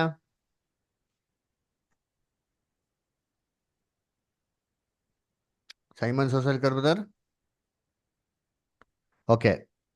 ಓಕೆ. ಪಾಸ್ಟರ್ ನಾಗಪ್ಪ. ಇಲ್ಲ ಬ್ರದರ್, ಏನು ಡೌಟ್ ಇಲ್ಲ. ವಾಕ್ಯದ ಪ್ರಕಾರನೇ ನಾವು ನೋಡೋದಾದ್ರೆ ಬಹಳ ಒಳ್ಳೆ ವಿವರಣೆ ಕೊಟ್ರಿ. ದೇವರು ನಿಮ್ಮನ್ನು ಆಶೀರ್ವದಿಸಲಿ. ಇನ್ನು ಹೆಚ್ಚಾಗಿ ನಿಮ್ಮ ಮೂಲಕ ಅನೇಕರು ತಿಳ್ಕೋಬೇಕು. ಇದು ಒಂದು ಒಳ್ಳೆ ನಮಗೆ ಇನ್ನೂ ಸ್ಟಡಿ ಆಗ್ಲಿಕ್ಕೆ, ತಿಳ್ಕೊಳ್ಳಿಕ್ಕೆ ತುಂಬಾ ಅನುಕೂಲ ಮಾಡಿದ್ದೀರಿ. ದೇವರು ಆಶೀರ್ವದಿಸಲಿ. Thank you brother. God bless. ಎಲ್ಲ ದೇವರ ನಮಗೆ ಮಹಿಮೆ ಆಗಲಿ. ಸಂತೋಷ. ಯಾವುದೇ ರೀತಿ ಸಹೋದರ ಸಹೋದರಿಗಳಿಗೆ ಒಂದು ಪ್ರಶ್ನೆಗಳಿದ್ದ ಸಂದರ್ಭದಲ್ಲಿ ಏನು ಸಂಕೋಚ ಪಡ್ಕೊಂಬಿಡಿ, ಅನಂತರ ಕೂಡ ಕೇಳ್ಬೋದು. ನಮ್ಮ ಸ್ಕ್ರೀನ್ ಮೇಲೆ ಇರೋ ನಂಬರ್ ಇದೆ, 8867768876 ವಾಟ್ಸಪ್ ನಂಬರು. ನೀವು ವಾಟ್ಸಪ್ ಮುಖಾಂತರ ನಿಮ್ಮೆಲ್ಲ ಕ್ವಶನ್ಸ್ಗಳು ಹಾಕ್ಬೋದು. ಅಂದ್ರೆ ನಿಮ್ಗೆಲ್ಲ ಪ್ರಶ್ನೆಗಳಿಗೆ ಸತ್ಯವಾದ ಮುಖಾಂತರ ಉತ್ತರ ಕೊಡ್ತೀರಿ. ಓಕೆನಾ? ಅದರಿಂದ ಯಾರೇನಿತ್ತು ಧಾರಾಳ ಕೇಳಿ. ನೆಕ್ಸ್ಟ್ ವಾರ ಯಾರು ತಪ್ಪಿಸ್ಕೊಂಬಿಡಿ. Very very important class. ಓಕೆನಾ? ಸೊ ದೇವ್ರು ನಿಮ್ಮೆಲ್ಲರೂ ಆಶೀರ್ವದಿಸಲಿ. ಮುಂದಿನ ವಾರ ನಾವು ಭೇಟಿಯಾಗೋಣ. ಕೊನೆಗೆ ಈ ಮೀಟಿಂಗ್ ಅಂತ್ಯ ಮಾಡುವಾಗೆ ಒಂದು ಪ್ರಾರ್ಥನೆ ಮುಖಾಂತರ ಏನು ಮಾಡೋಣ ಅಂತ್ಯ